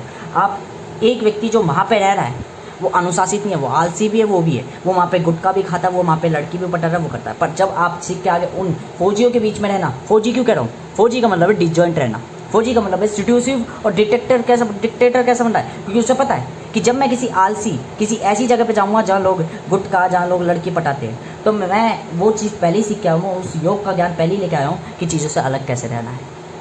जब मैं इधर आ रहा हूँ तो मुझे पहले से ही पता है कि मुझे प्रभावित नहीं होना, बार बार अपने आप को याद दिलाते रहना है कि मुझे इन चीज़ों की तरफ प्रभावित नहीं होना। बस ये सोच ही मुझे उस चीज़ से अलग रखी कि मेरी आदत बनी रहेगी। और ये ध्यान रखना, जो 10 रुपये कमा रहा है मेरे लिए महत्व वो नहीं रखता, क्योंकि वो 10 में से 8 रुपये तो गवा ही देगा। मेरे लिए महत्व ये रखता है जो पहले उस चीज़ का ज्ञान लिया है कि 10 रुपये कमा रहा हूँ, तो 10 रुपये में से 9 रुपये कहाँ इन्वेस्ट कर दूँ जो मेरे आने वाला 1 रुपया और बढ़ा दे। मेरे लिए वो महत्व रखता है जो शास्त्र का ज्ञान करके आता है, जो योग का ज्ञान करके आता है, अर्थात जो पहले ही अपनी एक आदत बना के आता है कि मुझे चीज़ों जो मुझे प्रभाविकता करेगी उन प्रभाविकताओं से बचना कैसे। यही योग कहलाता है, यही ताकत कहलाती है, यही बलवान कहलाता है, यही असीम शक्ति कहलाती है, जो आपके मन की क्षमता कहलाती है। क्योंकि जब आप जाओगे उस परिस्थिति में तो आपके पास आलस, आपके पास गुटखा, आपके पास तंबाकू, आपके पास वही गरीबी की नशे हैं कि लड़की पटाओ, लड़की के संग सेक्स करो, लड़की के संग आनंद लो, ये सब आएंगे। पर यदि अगर आपके अंदर कैपेबिलिटी नहीं है, यदि आपके पास दूसरी एबिलिटी नहीं है जो इनसे अलग कर सके, तो आप उसी गंदगी में फैल जाओगे, उसी कीचड़ में समा जाओगे जिसमें हर कोई समा रखा है, और फिर आपकी कोई कीमत नहीं है, क्योंकि आप उन्हीं चीज़ों में मिल गए। फिर कोई लड़की आपकी तरफ अट्रैक्ट नहीं होगी, आप उसकी तरफ अट्रैक्ट होगे, फिर वो आपकी कीमत नहीं रखेगी। परंतु यदि आप इन लोगों से अलग हो सकते हो इन्हीं की परिस्थिति में रह के, तो वो ज्ञान तब आया जब आपने दूसरी जगह आदत बना ली, दूसरी जगह से आदत उठाई, इधर पुटअप कर दी, जहाँ उस आदत की कोई कीमत नहीं थी, जहाँ लोग मेहनत की कोई कीमत नहीं थी। मैं कहता हूँ मेहनत माँ करने का कोई फ़ायदा नहीं है जहाँ मेहनत हर कोई करता हो। मेहनत माँ करो जहाँ कोई नहीं करता हो मेहनत, क्योंकि वहाँ अगर मेहनत करोगे तो वहाँ उसकी कीमत है। क्यों कीमत है? क्योंकि जब वहाँ पे कोई मेहनत नहीं कर रहा तब आप मेहनत कर रहे हो, यह हमेशा ध्यान रखें। एक मजदूर की कोई कीमत नहीं है, क्योंकि मजदूर वहाँ मेहनत करता है जहाँ लाखों जने मजदूरी कर रहे हैं। एक ट्रक चलाने का कोई फ़ायदा नहीं, क्योंकि लाखों जने ट्रक चला रहे हैं। एक ट्रैक्टर चलाने का कोई फ़ायदा नहीं, क्योंकि लाखों जने ट्रैक्टर चला रहे हैं। पर मैं कहता हूँ वहाँ ट्रैक्टर चलाओ जहाँ किसी ट्रैक्टर चलाने वाले को आता नहीं हो, ये वहाँ उसकी कीमत है। परिस्थितियों का ज्ञान, व्यवस्थाओं का ज्ञान योग क्या कहता है? यही तो कहता है, प्रबलित बनाता है, असीम अट्रैक्शन, असीम शक्ति प्राप्त कर। फौजी बनो, फौजी। फौजी मतलब कौन? जो चीज़ों से अलग रहता है, जो जंगलों में रहता है, समाज से दूर रहता है, जिसे पता है मेरी सत्ता मेरे लिए प्यारी, हम मर्द हैं मर्द, और यही हमारी वैल्यू रखती है, यही हमारी कीमत है कि हम इंटेलिजेंट पर्सन हैं, हम इंट्रोवर्ट पर्सनैलिटी है, हमें कब एक्सट्रोवर्ट बनना है, हमें कब बन के दिखाना है दुनिया को, ये हमें आता है और ये महत्वपूर्ण लगता है। हमें स्ट्रक्चर बदलना आता है अपनी बॉडी का, हमें एक जिम ट्रेनर की तरह जिम के डंबल उठा के अपनी शक्ति नहीं बढ़ानी, हमें एक पहलवानी और जिम दोनों की तरह बनना आता है। हम फौजी हैं जो अपने आप को स्टेबिलिटी, अपने आप को सिस्टमेटिक, अपने आप को and unique amazing guy, unpredictable guy बनाना जानते हैं। ओवरनाइट सक्सेस ऐसे ही नहीं पलती। दिस इज अ वे कि मैं सबसे अलग हूँ। शुरुआत से मैं योगों से हूँ, और ये मेरी पहचान है कि जब मैं परफेक्ट बनता हूँ तो छायांतर भी पीछे हट जाते हैं। मेरे पे बेस है, मैं ताकत को एक तरीका मानता हूँ, सत्ता सब के पीछे नहीं पड़ता, मैं शिव हूँ। जहाँ मैं बैठता हूँ वो सत्ता कहलाती है। अब मैं किसी गंदगी में बैठूँ, मैं किसी गद्दी में बैठूँ, उस गद्दी में और उस कीचड़ में लोग लेटने को फ़ायदा वो ढूंढेंगे अपनी नज़र। मैं जिस जगह हूँ उसे लोग मंदिर बना देते हैं, मैं जिस जगह अपने तल रख दूँ उसे लोग पूजने लग जाते हैं। और ये महत्वपूर्ण लगता है कि मैं कोई सब नहीं हूँ जो मैं उसकी चाहत में पीछे पड़ूँगा, मैं एक शिव हूँ। जहाँ मैं रहूँगा वही गद्दी मेरे नाम से जानी जाएगी और लोग उसको अपना स्वामी या अपनी सत्ता मानेंगे। I am a great philosopher, great leader, great controller, I am a great inventor,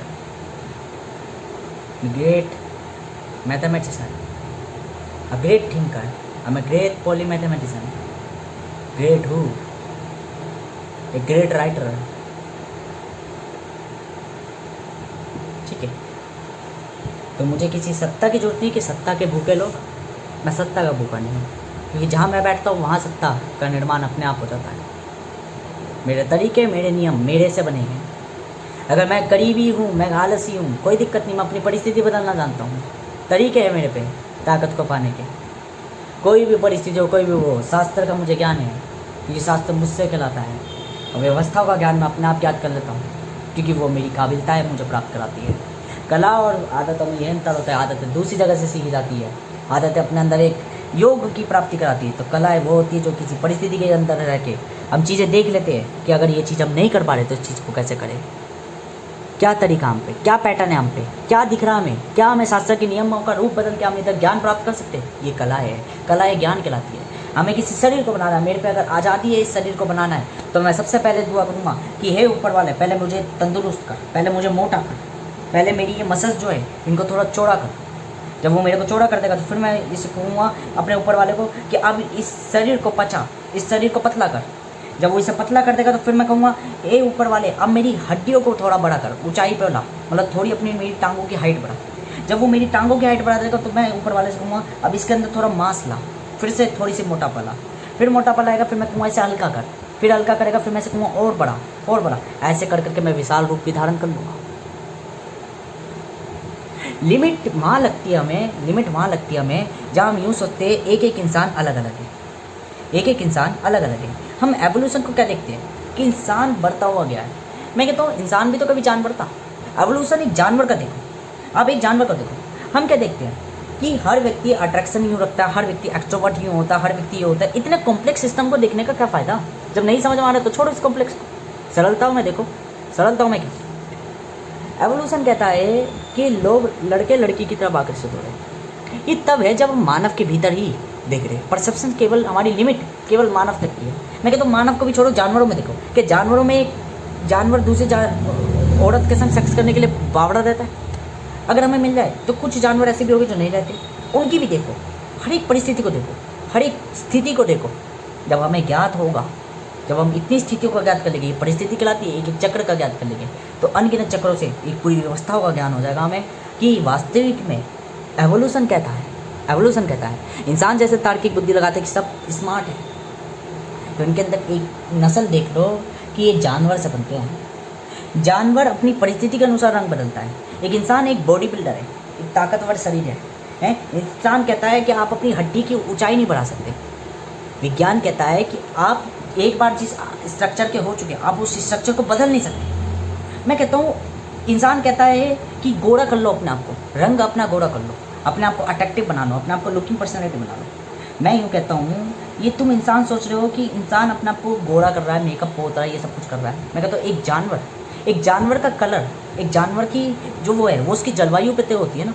जैसी जलवायु वैसा, जैसा रहन सहन वैसे। और सभी जानवर एक जैसे तो नहीं दिखते, पर सभी जानवर सिमिलर दिखते। सबके दो चार टांगे, मतलब चार टांग हाथ वो एक ही बराबर है, ठीक है ना। एक मुंह, एक छाती, स्तनधारियों का एक जैसा शरीर दिखता है, मगरमच्छों का एक जैसा शरीर दिखता है। तो हर किसी का अलग अलग कुल है। अब इन्हीं में ये देखो जो स्तनधारी है, गाय वाइट कलर की भी दिखती है, ब्लैक कलर की भी दिखती है, अलग तरह की दिखती है, उनमें भी भिन्नता पाती है। वो काले रंग की क्यों है? क्योंकि उसका जीन ऐसा है। पर गाय तो गाय है, काली गाय हो वाइट गाय हो, गाय तो गाय है, दोनों गाय है, दोनों गाय है। क्या दोनों गाय अलग अलग गायों से बनती है?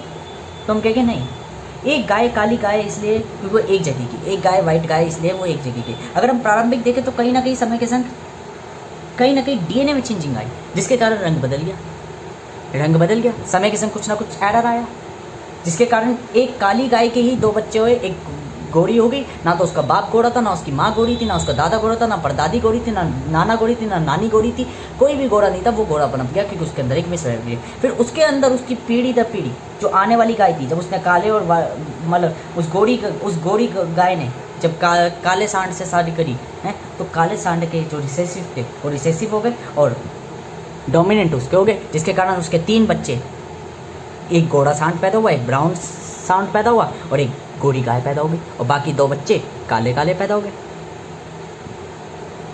ठीक है, मतलब ब्लैक एंड वाइट कहना चाहता हूँ मैं गोरा काला नहीं कहना चाहता, मैं ब्लैक एंड वाइट कहना चाहता हूँ। ठीक है, मैं कोई रेनिज्म वाला व्यक्ति नहीं हूँ, मैं कोई हिपोक्रेसी वाला व्यक्ति नहीं हूँ कि मैं पागलों वाली बात करूँगा, मैं मूर्खता वाली बात नहीं कर रहा, मैं नीतियाँ बता रहा हूँ। ठीक है, तो मुझे समझ में आया समय के संग ऐसे चीज़ें छीन हुई है, और ये चीज़ें निर्धारित कैसे? जलवायु, वातावरण और परिस्थितियों द्वारा।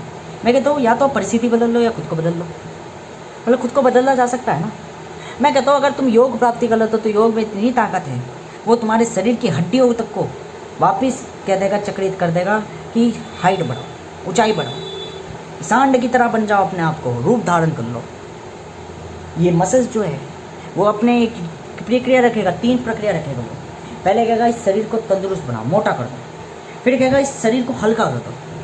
हल्का कर दो मतलब इसके शरीर को प्रत्येक चीज़ों को कंप्रेस कर दो, मजबूत बना दो, मसल्स को टाइट बना दो। पहले मसल्स को हल्का कर देगा, हल्का का मतलब है माल भरेगा इसमें, इसे फैट कर देगा, फैटी बना देगा। फिर उस फैट को कहेगा कार्बोहाइड्रेट में बनाओ, कार्बोहाइड्रेट को कहेगा प्रोटीन में बनो, प्रोटीन में बनेगा, फिर और ज़्यादा मजबूत बनेगा, उसे डीपली करता चलेगा। ये शरीर ताकतवर बनता चला जाएगा, अंदर ही अंदर पतला शरीर भी इतना ताकतवर बन जाएगा जिसकी किसी ने सोची नहीं होगी। अब क्या कहेगा शरीर? अब शरीर कुछ नहीं कहेगा, अब मस्तिष्क कहेगा, अब योग कहेगा कि अब इसको कहो कि हल्का हो, शरीर हल्का हो, ताकि शरीर की ऊर्जा इसमें ना व्यर्थ होके चीज़ें जाए हड्डियों पे। अब हड्डियों को कहेगा दूध पियो, दूध की तरफ आकर्षित होकर कैल्शियम लो, प्रोटीन से लो, अंडे से लो, किसी भी चीज़ से लो, वो सीधा हड्डी को खींचेगा। एक बोन मैरो नई बनने लगेगी, समय के संग शरीर का आकार बनने लगेगा। ये जो दिमाग है एक समय के बाद रूप बदल देगा, और समय इतना तीव्र चलेगा कि ये व्यक्ति जो 1 महीने पहले एक साधारण सा दिखता था, वो दूसरे महीने हो सकता है एक बॉडी बिल्डर दिखता हो, एक जाट की तरह दिखता हो। जाट की तरह योग में इतनी ताकत होती है। योग समय तक को सूक्ष्म कर देता है, मतलब पल 1 महीने को ऐसा बना देगा कि कोई व्यक्ति 10 साल तक अगर कसरत करना, 10 साल में उसका रूप बदलेगा। योग कहता है मैं 1 महीने में रूप बदल दूंगा। तरीका होना चाहिए आपके पास। तरीके ही तो ये थे कि एक व्यक्ति एलिमेंट वो उत्तर की तरफ से एलिमेंट ए ला रहा, फिर दक्षिण में जा रहा एलिमेंट बी ला रहा है, फिर क्या बोलते हैं पूर्व में जा रहा एलिमेंट सी ला रहा। योग ने कहा अबे नलायको डायरेक्ट ले आओ ना, जब उत्तर की तरफ जा रहे हो तो सारे एलिमेंट एक संग ले लो, A3 A6 A9 है। जब बी की तरफ जा रहे हो तो B1 B3 B2 ये सब एक संग ले लो। सी की तरफ जा रहे हो C3 और C4 ले लो, डायरेक्ट ले लो। और डायरेक्ट लेके फिर कितना टाइम बच गया। योग ऐसे बदलता है। योग की 3 ही प्रक्रिया है। वह पहले आपके अंदर आपको मोटा कर देगा, फिर कहेगा आपको पतला कर देगा। पतला मतलब उस चीज़ को कंप्रेस कर देगा। पहले वहाँ पे माल बढ़ेगा, फिर उस माल को रूपांतरण कर देगा, बदल देगा, छोटा बना देगा, कंप्रेस कर देगा। फिर कंप्रेस चंक्स बन गए आपकी बॉडी के, मसल्स थोड़ी मटेरियल बदल दिया, पहले मटेरियल चेंज कर दिया। पहले उसने 10 लीटर वॉल्यूम हवा भरी, उस हवा को लिक्विड में बदल के उस 10 लीटर को 1 लीटर में बदल दिया, 1 लीटर लिक्विड में। फिर उस 1 लीटर लिक्विड को दिशा दी, स्ट्रक्चर दिया, कब बर्तन में धारण करा। फिर उस बर्तन में उसको बर्फ़ में परिवर्तित कर दिया, उस 1 लीटर बर्फ़ को और छोटा कर दिया, मतलब कंप्रेस कर दिया। और कंप्रेस करने के बाद उसका मटेरियल की फॉर्म, फेज, स्टेट चेंज कर दी। योग स्टेट चेंज तो करता है, योग अवस्था ही तो कहलाती है। अवस्थाओं का ज्ञान ही तो है योग, अवस्था ही तो बदलती है योग। योग क्या करता है? अवस्था बदलता है आपकी। अवस्था क्या? अवस्था कहती है आप किसी भी अवस्था में हो, किसी भी व्यवस्था में हो। अवस्था और व्यवस्था में अंतर ही हो जाता है। स्टेट कहती है आपकी और व्यवस्था कहती है भारी। तो व्यवस्था मतलब आप किसी भी व्यवस्था में, किसी भी परिस्थिति में हो, आप उस परिस्थिति से प्रभावित मत हो। और ये परिस्थिति से प्रभावित कब नहीं होगी? जब आपकी स्टेट उस परिस्थिति से ज़्यादा मजबूत होगी, ज़्यादा स्ट्रांग होगी। आप चेंज कब तक होगे? जब तक आपको कोई प्रभावित कर पा रहा है, आपको कोई सुई चुभा रहा है। आपको अगर चुभ रही है तो मतलब आपके पास इतनी क्षमता नहीं है कि उस सुई का दर्द सह सकते, पर अगर सह सकते हो, ऐसे तो कहना चाहिए कि भाई कोई टांग काट दे तो इतना बावड़े तुम भी नहीं हो, पकड़ो मुंडी और उसी चक्कू से उसकी गर्दन काट दो। ताकत और हाथ दिए गए। और योग तो साफ साफ ये भी कहता है कि अगर कोई व्यक्ति आपको गोली भी मार रहा है तो गोली आर पार हो जाएगी, आपको कुछ नहीं होगा, क्योंकि योग अस्तित्व समाप्त कर देता है। योग दूसरा शरीर दे देता आपको, योग कल्प रूप दे देता आपको, मतलब कोई शरीर नहीं, आपका शरीर एक समाप्त कर देगा योग। और योग हकीकत में करता है। आप उपवास रख लो, पूर्ण रूप से उपवास रख लो, मतलब कि कभी कुछ अन्न वन कुछ नहीं खाना, आपका शरीर सूखा होकर अपने आप समाप्त हो जाएगा। आपकी आत्मा इस शरीर से मुक्त हो जाएगी। मुक्त होने के बाद आपकी आत्मा केवल अपनी जगह पर पड़ी रहेगी, वो कर रही होगी, और प्रकृति डगमगा रही होगी कि नंगी आत्मा यहाँ पे कैसे बैठी हुई है, अब तक यमराज को नहीं आया, क्योंकि यहाँ पे महाकाल बैठा हुआ है। काल आने से डरेगा?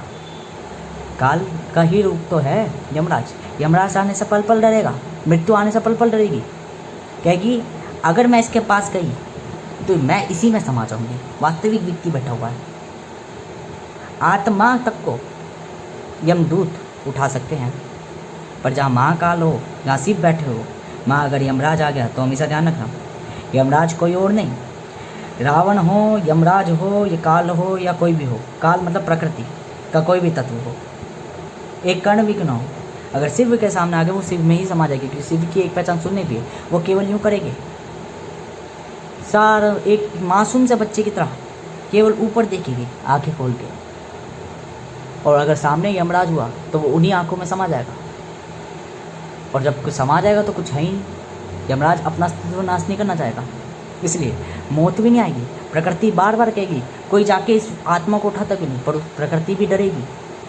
तब प्रकृति के प्राण छीन लिए जाएंगे। अष्टांग अंगों की उत्पत्ति होती है, अर्थात काल ब्रह्म, अर्थात कल्प रूप धारण होता है। कल्प योग प्राप्त करते हैं व्यक्ति। क्या कोई आत्मा कर पाती है? नहीं, खुद परमात्मा करता है, अर्थात ईश्वर करता है। ये ईश्वर के शरीर है, सब चीज़ें कल्पना है वास्तविक। तो क्यों कहता था कल्प छाया धारण करूँगा 19 वर्ष की आयु में। योग अभी तो इसलिए तो कर रहा हूँ 18 वर्ष की आयु में। शरीर नष्ट हो जाएगा ना। पूर्ण योग को प्राप्ति करके शरीर मरना ही मरना है। मानव शरीर में नहीं रहूँगा वास्तविक में, और यह हकीकत सत्य है। इस सत्य को कभी झुकाया नहीं जा सकता। पर उस पल से पहले ये भी सत्य है कि उस सत्य को मैं प्राप्त नहीं कर रहा अभी तो मानव ही हूँ। तो मानव नीति, मानव समझ चीज़ें, इसलिए मैं कहूँगा मुझे अमरता की कोई आवश्यकता नहीं, क्योंकि अमृत मुझे नहीं चाहिए। मैं खुद ही अमर हूँ स्वयं। मैं कोई व्यक्ति नहीं, ना मैं कोई वक्ता, मैं चेत हूँ, अर्थात मैं गुरु नारायण हूँ। मैं ईश्वरों तक का ईश्वर हूँ, अर्थात तत्वों तक का ज्ञान देने वाला व्यक्ति हूँ। मैं कोई व्यक्ति नहीं हूँ। अगर ज्ञान यूँ सोचता हो कि मैं प्रत्येक मैं सबसे बलशाली हूँ, तो मत भूले सत्य के समय ज्ञान भी सत्य में ही समा जाता है। इसलिए सत्य किसी को अच्छा नहीं लगता, और मैं वास्तविक सत्य हूँ। ठीक है कि अगर ब्रह्मा यूँ सोचे वो काल के सामने, पहली बात तो ब्रह्मा काल को पूजता है, और काल ब्रह्म को, काल ब्रह्म ब्रह्मा में ही समाये होते हैं, अतः ब्रह्मा काल में। ठीक है, तो ये चीज़ ये ध्यान रखनी है हमेशा। और इसके बाद क्या बोलते हैं, स्ट्रक्चर बदलना, आकृति बदलना। ठीक है, अब एक चीज़ समझो, ताकत के बारे में एक चीज़ बताइए। अगर आप जब आप स्वयं का ज्ञान लेते हो तो स्वयं के ज्ञान से आपको कई चीज़ों की अनुभूति थी। स्वयं के ज्ञान से आपको प्रत्येक चीज़ की पल पल स्मरण और अनुभूति और अनुभव होता है। अनुभव हम चीज़ों का लेते हैं, अनुभव हर एक परिस्थिति का लेते हैं। हर एक चीज़ में जब भी हम वक्त बिताते हैं, हम समय बिताते हैं, तो हमें कुछ ना कुछ प्राप्त होता है। जब भी हम किसी चीज़ में समय प्राप्त करते हैं, हमें एक व्यक्ति जो आलसी है उससे बेहतर आलस के बारे में कौन बता पाए। तो मतलब उसे आलस का अनुभव है, मतलब समय ही अनुभव कहलाता है। अनुभव कुछ नहीं, समय है। आपने जो बिताया, आपने जो करा, वो आपका अनुभव है। आपको पता है दुनिया कैसी, तो लोग पूछते हैं, पर कुछ लोग बताने की जगह कुछ और बता देते हैं। और ये मानव की प्रकृति है, ये चीज़ें हैं। ये चीज़ें अपने आप को बुरा नहीं बताती कि वो है क्या असलियत में, वो कुछ और बता देती है कि हम बहुत सुंदर हैं, हम बहुत मासूम हैं, हम क्या बोलते हैं, हम अच्छा सोचते हैं। वो अपना एक फेज़ बताएगी, दूसरा फेज़ नहीं बताएगी ज़िंदगी में। पर एक हमेशा ध्यान रखना, रहस्यवान व्यक्ति का वो बेशक अपने मुंह से बोले या ना बोले, वो अपने अंदर कितने भी नियंत्रण रखता हो, पूर्ण नियंत्रण वो तब भी नहीं रखेगा। आपकी डिटेलिंग और ऑब्जर्वेशन इतनी होनी चाहिए कि आप व्यक्ति को देख के बता दो ये झूठ बोल रहा है नहीं बोल रहा। सच का पता उसके कपड़ों से, उसके शरीर से, उसकी बातों से, उसकी प्रत्येक चीज़ से पता चल जाएगा। आपको सिर्फ चीज़ पकड़नी है, कैच करनी है। मतलब कोई व्यक्ति अगर आपको कह रहा है ना ये चीज़ बढ़िया है, तो आप उसे को थोड़ा और बता, थोड़ा और बता। जब वो बताता चला जाएगा ना, जितनी लंबी बात वो बताएगा उसमें कहीं ना कहीं लूप होल्स क्रिएट हो ही जाएगी कि आपको पता चल जाएगा जो चीज़ वो बता रहा है वो असलियत में है नहीं, असलियत वो है। मतलब आपने उससे पूछा नहीं, उसने आपको बताया नहीं, बताना चाहता भी नहीं था, पर आपने उसकी बातों से ही समझ लिया। आपने उसकी बातों को इनक्रिप्टेड करके उसका क्रिप्टेड कोड ही निकाल लिया कि रियलिटी में पीछे क्या चल रहा है। मतलब ये बिल्कुल ऐसे समझ लो, बिल्कुल ऐसे समझ लो, एक कोड है, आपकी व्हाट्सएप की 2 चैट है, जब वो चैट एक जगह से दूसरी चैट जाती है तो बीच का जो इंटरमीडिएट होता है वो उसे पढ़ नहीं पाता। क्यों नहीं पता? क्योंकि वो इनक्रिप्टेड है। बट आप ये समझ लो, इनक्रिप्टेड कोड भी एक सीक्वेंस में होगा, क्योंकि जब वो आगे जाएगा तो उस इनक्रिप्टेड कोड का भी एक कोड होगा जो उसको इनक्रिप्टेड को वापस अनलॉक करेगा।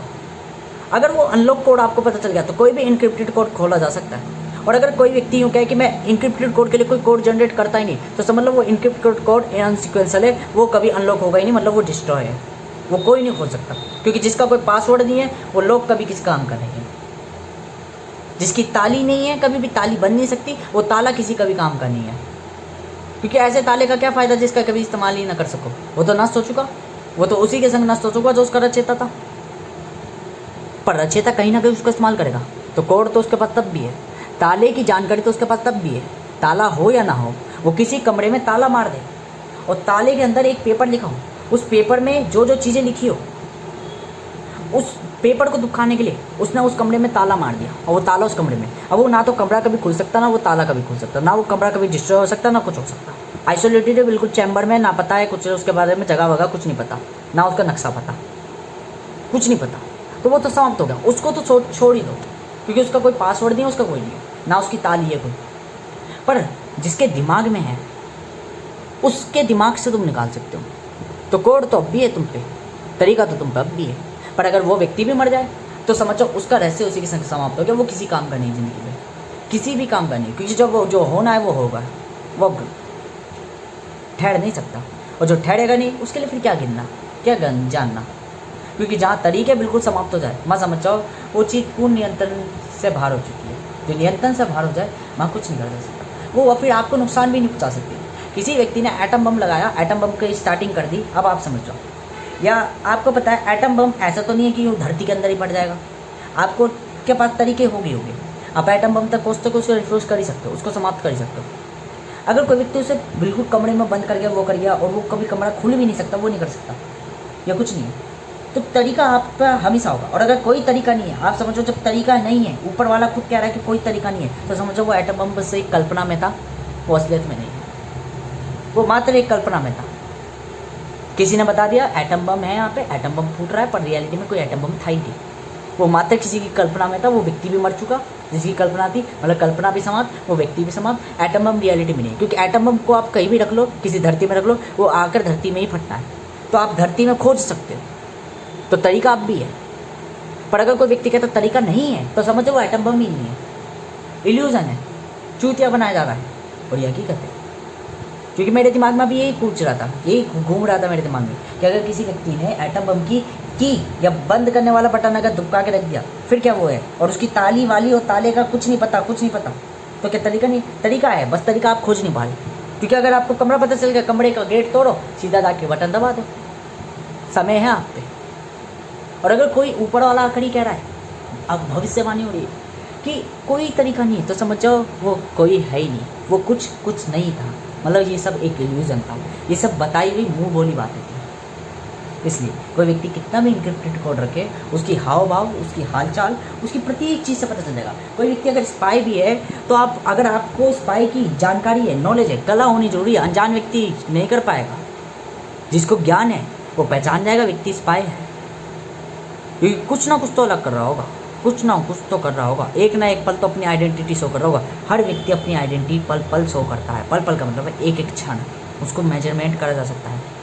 आप में इतनी काबिलियत, इतनी कैपेबिलिटी होनी चाहिए कि आप चीज़ों को देख लो, ढूंढ लो, देख के बता दो कि ये स्पाई है। बढ़िया हकीकत है, सूत्र बहुत डीप हो जाते हैं, जहाँ चीज़ें बहुत इनक्रिप्टेड हो जाती है, उसके पासवर्ड क्रैक करने भी बहुत मुश्किल हो जाते हैं। पर हर मुश्किल के लिए, इसलिए तो मैं कहता हूँ कोई एआई कभी भी मेरी बनाई हुई चीज़ों में अनदेखा नहीं कर सकती, क्योंकि जहाँ मैं बनाऊँगा, निर्माण करूँगा चीज़ें, मैंने मानव निर्माण कर रखा है, मानव ने एआई बनाया है। एआई कभी भी किसी भी कोड को इस हद तक, क्योंकि मानव का मस्तिष्क अपने आप को बदलना जानता है, क्योंकि उसके अंदर मैं हूँ, मैं एवोल्यूशन हूँ। एवोल्यूशन में सिर्फ साफ साफ शब्द लिखा होता है। यदि मैं मानव के परसेप्शन में देख रहा हूँ तो परसेप्शन ही चेंज कर दो, चीज़ ही चेंज कर दो। अगर मुझे पता चल रहा है कि भाई न्यूटन्स के लोग गलत है, तो आइंस्टाइन के था कह दो कि कोई चीज़ एक्स लॉज पे चली नहीं रही। रियलिटी में तो यहाँ पे एक चादर फैली हुई है, उस चादर में हर कोई पड़ा हुआ है, और ये कर्वेचर का लॉ दे दो। और एवोल्यूशन ऐसे ही होता है। एवोल्यूशन सीधा कहता है परसेप्शन। अगर आप एक मानव को देखो, मानव कैसे अपनी आकृति को, तो आप देखो, अगर आपको नहीं समझ में आ रहा तो जानवर को देखो कि जानवर अपना रंग डिसाइड कर पाता है? नहीं, वो उसकी जलवायु, उसकी प्रकृति, उसकी परिस्थितियाँ तय करती है। वही चीज़ आप कर लो। अगर आपको आकर्षित दिखना है, आपको बेहतर दिखना है, तो उस जगह जाओ जहाँ लोग बेहतर दिखते हो, इसके परसेप्शन पे वहाँ जाके चीज़ें सीख कर आओ, वहाँ जाके रंग रूप मेकअप वगैरह पोत के आओ, और यहाँ गरीबी में गरीबों को आकर्षित कर लो, क्योंकि गरीब ही आकर्षित होता है। अमीरों के मध्य जाओ, अमीर की तरह आकर्षित होगे, उसको आकर्षित थोड़ी ना कर लोगे। गरीब को आकर्षित करा जाता है, जो प्रभावित होता है उसको प्रभावित करो। और प्रभावितताओं का ज्ञान योग सीख कर आओ कि चीज़ों से प्रभावित। आलस वाले स्थान पे जाना, आलस वाले स्थान पे मेहनत करनी है, तो पहले मजदूरों के बीच में जाके मेहनत सीख आओ, फिर उसके बाद आलस वाले स्थान पे आओ, कि मजदूरी का असर इतनी जल्दी जाएगा नहीं, गरीबी का असर कुछ और ही होता है, और अमीरी का इन्फ्लुएंस जरूर होता है। तो जब तुम आलस के लोगों के बीच में काम करोगे तो उनसे अलग दिखोगे, उनसे अट्रैक्टिव दिखोगे। कहते हैं विदेशी मुंडों की तरफ तो कुड़ियाँ भी आकर्षित हो ही जाती है। अब वो विदेशी बेशक कलुआ ही क्यों ना हो, ठीक है ना। ये मैं साधारण से शब्द कर रहा हूँ, मैं नहीं हूँ क्या सामना, मैं भी हूँ, और मैं एक टोन मार रहा हूँ, ठीक है। ऐसी ताकत कहती है अगर आप रिसेसिव हो, आप अगर हल्के से बोल रहे हो, तो सामने वाले की गलती मत मानो कि सामने वाले ने आपसे दुर्व्यवहार करा। गलती आपकी है, क्योंकि आप इतने अगर किसी को भी यूँ दिखाओगे, किसी को भी अगर यूँ दिखाओगे कि देखो मैं कितना रिसेसिव हूँ, मैं कितना डरपोक हूँ, मैं साहसी नहीं हूँ, तो गलती उसकी नहीं जो अपॉर्चुनिटी ले गया। गलती आपकी थी कि आपने अपने आप को बदला नहीं। ये हकीकत है। यदि कोई व्यक्ति मेहनत करके कोई चीज़ प्राप्त कर लेता है, कोई व्यक्ति चालाकी दिखाकर अपने आप को कोई चीज़ प्राप्त कर लेता है, तो इसका मतलब ये नहीं बिल्कुल भी कि गलती उसकी है। वो अपनी जगह सही था, आपकी गलती थी कि आप ठग लिए गए। इसलिए गरीबों के जीने का कोई मतलब नहीं है। क्यों नहीं है? क्योंकि वाकई में गरीब कहता है मेरे संग छल करा जाए। छल क्यों करा गया? क्योंकि आपको उसकी अनुभूति नहीं थी, आपको उसका हल्का से भी आइडिया नहीं था। आपको 2 पैसे मिले तो आप खुश थे, पर जब एक अमीर को 2 पैसे मिले तो वो असंतुष्ट था। वो सोच रहा कि मैं इधर से 4 पैसे कैसे कमाऊँ, 3 पैसे कैसे कमाऊँ। इन 2 पैसों को आप जब जा रहे तो अपने बच्चों को कुछ खाने पीने का ला रहे, वो अपना दमन करके अपने बच्चों को कुछ ना लाने की जगह वो सोच रहा इस पैसे को कहाँ लगाऊँ। यही उसकी प्रक्रिया, उसकी विधि और कला हर एक चीज़ निर्माण करेगी। शरीर निर्माण कर रहा वो अपने शरीर को बदल देगा। फिर आप कहोगे वो आकर्षित दिखता है। मैं आकर्षित हूँ नहीं, क्योंकि आपने काम नहीं करा था, उसने काम करा तो उसको दिखा। आप लड़कियों की तरफ आकर्षित हो रहे थे, उसने लड़कियों को आकर्षित कर लिया अपनी तरफ। तो ताकत में हमेशा ध्यान रखना, जो मैं रूल्स ये लास्ट करके जा रहा हूँ, फिर ये वीडियो समाप्त है। ताकत में आप हमेशा ध्यान रखना। इसके बाद एक और चीज़ करनी है। ताकत में आप हमेशा ध्यान रखना, जो रिसेसिव पर्सन है वो डोमिनेंस पर्सन जब उसके संग डोमिनेंस ही दिखाएगा, मतलब उसके संग गलत व्यवहार करेगा, जो बहुत गरीब है, और उसके संग अगर अमीर गलत व्यवहार करेगा, तो अमीर तो गलत है ही, मैं मानूंगा गरीब गलत है, ठीक है, पापी तो ही, दंड उसको भी मिलेगा एक समय के बाद। पर उस पल के लिए मैं आपको भी अपराधी मानूंगा ही मानूंगा। क्यों मानूंगा? क्योंकि मैं विधाता की नज़र से देख रहा हूँ, मैं स्वयं तो हम दोनों को ही गलत बता रहा हूँ, गलत तो दोनों ही, परंतु विधाता की नज़र से गलत तुम भी हो। क्यों हो तुम गलत? क्योंकि तुम जब गलत दिखाओगे तो कोई व्यक्ति कितना भी हो, कोई व्यक्ति खुद गरीब होगा ना, वो दूसरे गरीब पर अन्याय कर ही देगा। क्यों कर देगा? जब तुम अपनी रिसेसिव ट्रेट दिखाओगे। परंतु यदि इसकी जगह तुम रिसेसिव की जगह केवल यूँ ही बोल देते और देख भाई सुन ले मुझे इतना दाम चाहिए, ये चाहिए, तो सामने वाला उतना दाम देता ही देता। जब आप अपनी रिसेसिव ट्रेट त्याग दोगे, आप अपना बालकपन छोड़ दोगे युवा बनने की आयु में, तो एक युवा जब बोलेगा तो डोमिनेंट व्यक्ति ताकतवर और ताकतवर हाथ मिलाते हैं। हमेशा ध्यान रखना, कभी भी ताकतवर व्यक्ति अगर उसको अपनी तरह कोई ताकतवर मिल जाए तो वो कभी भी उससे लड़ता नहीं है। पहले बुद्धि कहती है कि ताकतवर और ताकतवर व्यक्ति हाथ मिलाते हैं, मित्रता करते हैं। पहले झूठी की हो कैसी भी हो वो मित्रता करते हैं। वो क्यों मित्रता करते हैं? क्योंकि ना पता है 2 पत्थरों को आपस में टकराने से कोई फ़ायदा नहीं, दोनों का ही नुकसान है। बेहतर यह है साथ में मिलकर किसी को इम्पैक्टफुल करा जाए। परंतु यदि यह ध्यान रखना, अगर कोई व्यक्ति पत्थर है और कोई व्यक्ति कैंची है, तो पत्थर और कैंची आपस में तोड़ देगी। हमेशा समझना, पत्थर पत्थर आपस में दोस्त बन जाएंगे, एक दूसरे से टकराएगी नहीं। Stone paper stone stone stone आपस में नहीं टकराएंगे, पेपर पेपर आपस में नहीं टकराएंगे, कैंची कैंची आपस में नहीं टकराएगी। क्यों पता है? नुकसान दोनों का है। कैंची कैंची आपस में टकराएगी, दोनों टूटेगी। पत्थर पत्थर आपस में टकराएंगे, दोनों टूटेंगे। पेपर पेपर तो आपस में टकराएंगे, कोई फ़ायदा नहीं। पर जहाँ पेपर पत्थर के सामने आएगा, वहाँ पेपर पत्थर को निपटा ही लेगा। पत्थर जैसे ही कैंची के सामने आएगा, वो कैंची को निपटा ही देगा। और कैंची जैसे पेपर के टाइम पर आएगी, वो एक दूसरे को निपटा ही देगी। ये ताकत कहती है। पर वहीं यहाँ ध्यान रखना, पेपर पेपर आपस में दोस्त है। और एक और चीज़ नहीं है यहाँ पे, तीसरा नियम और बनता है। तो मैंने कहती ताकत के 3 नियम बताऊँगा यहाँ पे मैं, 3 नियम बताऊँगा, 3 वेशभूषा बताऊँगा। ठीक है कि यदि मान के चलो एक छोटा पत्थर और एक बड़ा पत्थर है, तो अब यहाँ पे ये मत देखना कि मटेरियल पत्थर पत्थर है।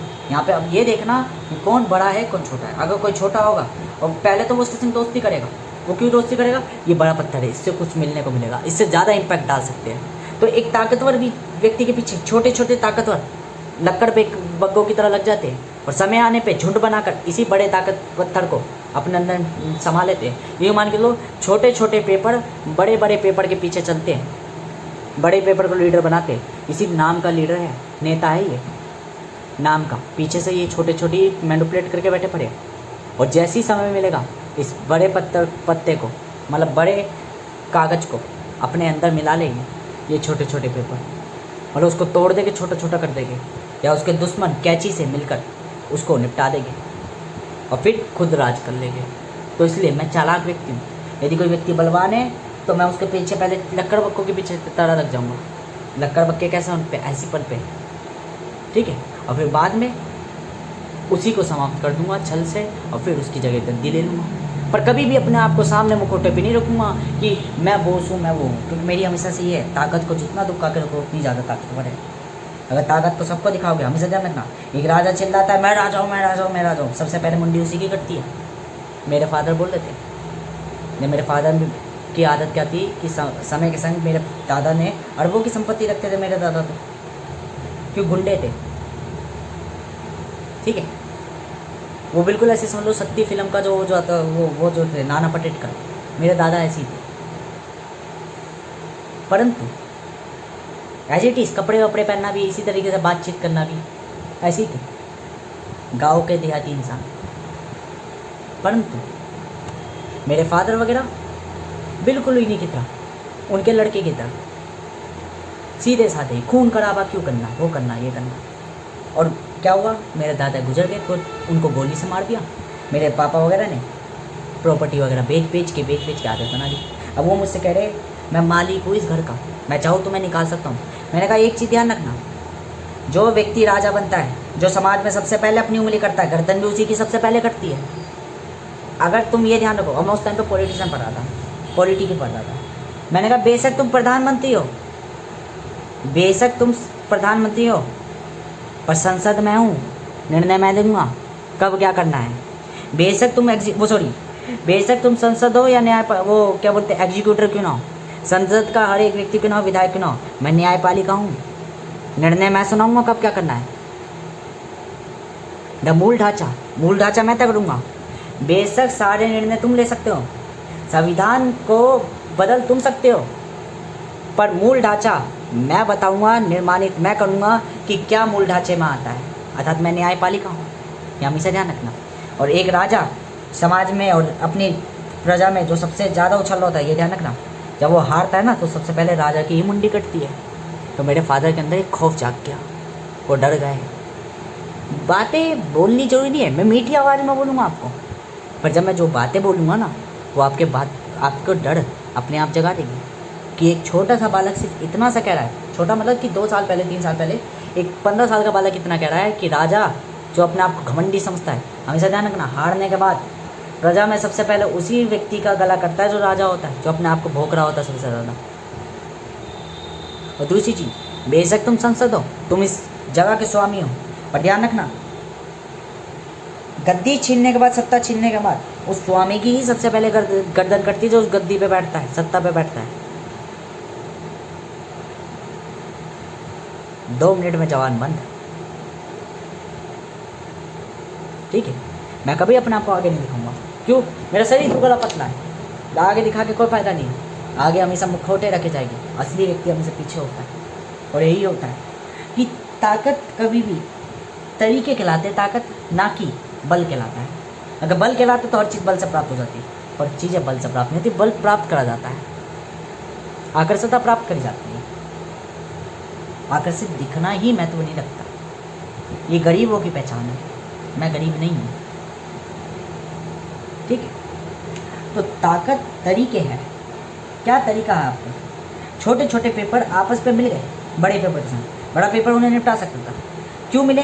ताकि वो उस बड़े पेपर को निपटा सके, या उस बड़े पेपर के संग अपने आप को, कि एक मंत्री चल रहा था उसके पीछे वो लक्कड़ बक्के से 4 डॉग गुजर, अपने आप को यूँ सोचते कि हम तो कितने बड़े ताकतवर हो गए, और फिर वो गरीबों के संग वो करते, खुद गरीब है। क्योंकि जिस दिन मैं मंत्री को किसी ने वो कहा कि आपका ये व्यक्ति लोगों को ऐसी मारता हुआ दिखा, तो वो अपने वोट बचाने के लिए आपको मरवा देगा। उसके लिए आप कोई महत्व नहीं रखते, आपकी कोई कीमत नहीं है। तो हर एक चीज़ की स्टेज होती है। हम एक ग्रेट विलन क्यों है? बिकॉज हम बुरे नहीं हैं। हम डेविल क्यों है? मैं गलत नहीं हूँ, मानव गलत है। और ये मूलतः से I am not a bad, I am the also bad, I am the devil, I am the Lucifer morning star, सुनहरा तारा हूँ चमकता हुआ, प्रति एक चीज़ को चलाने वाला। आई एम द सैटन, मैं गुरु नारायण हूँ, ठीक है। अब मैं बात करूँ, अगर मैं प्रोग्रामेटिबिलिटी की बात करूँ तो ये पूरी चीज़ कल्पना है। अब मैंने को कल सारी चीज़ें ज्ञात हुई 15 अगस्त के दिन 2026, 15 अगस्त 2026 वार कौन सा था? अगर मैं ये सैटरडे 15 अगस्त 2026। अगर मैं बात करूँ, कल थी तृतीय था, तृतीय पंचांग में भी तृतीय थी। मैंने कहा अगर कल तृतीय थी, ये सब चीज़ें थी, तो मुझे ये सारे ज्ञान कैसे मिले? तो आप अभी से समझो, ये बिल्कुल ऐसी है, एक कोर जैसे मैं हो गया, मेरे रिलेटेड मैं एक सेंटर हूँ, मतलब मेरे लिए सब चीज़ें प्रकट हो रही है। सपोज कर लो, एक कल्पना मान लो, जिसको इल्यूजन कहूँगा मैं एक तरीके से, ठीक है। ये एक सोच मान लो, क्योंकि ये जो बालक है ये भ्रमा है, मैं नहीं भ्रमा जो बता रहा है, ठीक है। मैं जो कल्पना हूँ वो अलग है। जब मैंने कही थी कि soul is the connection of web, तो ये वेब के अंदर एक कनेक्शन है। अब वेब के अंदर लेयर बन रखी है, पास की लेयर, जैसे मैं एक भारत में रहने वाला हूँ, तो अमेरिका से ज़्यादा प्रभावित मैं भारत वाले लोगों से हूँगा, ज़्यादा हूँगा प्रभावित। ये बिल्कुल ऐसी है कि आप हमेशा ध्यान रखो, दुनिया में प्रॉब्लम हर जगह चल रही है, पर जब आपके घर में प्रॉब्लम होगी तो आपको दुख होगा, बाहर के घर, दूसरे के घर वाले प्रॉब्लम से आपको दुख नहीं होगा। ये ध्यान रख लो, पड़ोसी के घर में अगर लड़ाई चल रही है तो आपको शोर शराबा जरूर आएगा, पर जो लड़ाई खुद के घर में चल रही होगी उससे तो कमी होगा, उससे तो टेंशन कमी होगी। उसमें शोर शराबा के साथ साथ बहुत चीज़ें आएगी, उसमें आपका नाम भी पुकारा जाएगा, ठीक है ना। तो अपने घर में जो लड़ाई होगी और दूसरे के घर में जो लड़ाई होगी उसमें अंतर होता है। ऐसे ही जब भारत में जब लोग प्रोत्साहित हो गए, भारत में जब लोग खुश हो गए, भारत में जब लोग अज्ञानता दिखाएंगे, तो मैं ज्ञान की बातें कर ही रहूँगा, क्योंकि मैं अनोखा हूँ एवरी टाइम। मैं स्पेशल क्यों हूँ? मैं क्या बोलते हैं, नॉलेजेबल क्यों? मैं किसी भी व्यक्ति के लिए सबसे ब्रिलियंट क्यों? मैं किसी भी व्यक्ति के लिए सबसे होशियार क्यों? क्योंकि पल पल लोग अज्ञान बनेंगे। जब लोग पल पल ज्ञानी बन जाएंगे तो मैं उनसे और ज्ञानी बन जाऊँगा, मैं और सत्य हमेशा सबसे बड़ा रहता है। ज्ञान जितना अपने आप को प्रबल करता रहेगा, सत्य अपने आप प्रबल करता रहेगा। क्यों? क्योंकि सत्य से ही ज्ञान बन पाए, ये ध्यान रखें। ज्ञान जितना बढ़ रहा है, सत्य उससे हमेशा 4 कदम ऊपर रहेगा, क्योंकि सत्य से ही ज्ञान बनता है। सत्य एक सीढ़ी है, ज्ञान एक सीढ़ी है, सत्य 4 सीढ़ी है। हमेशा ध्यान रखना, 4 सीढ़ी का अंतर ही है। अब ज्ञान अगर 5वीं सीढ़ी पे भी है ना, तो समझ जाओ कि सत्य 9वीं सीढ़ी पे होगा।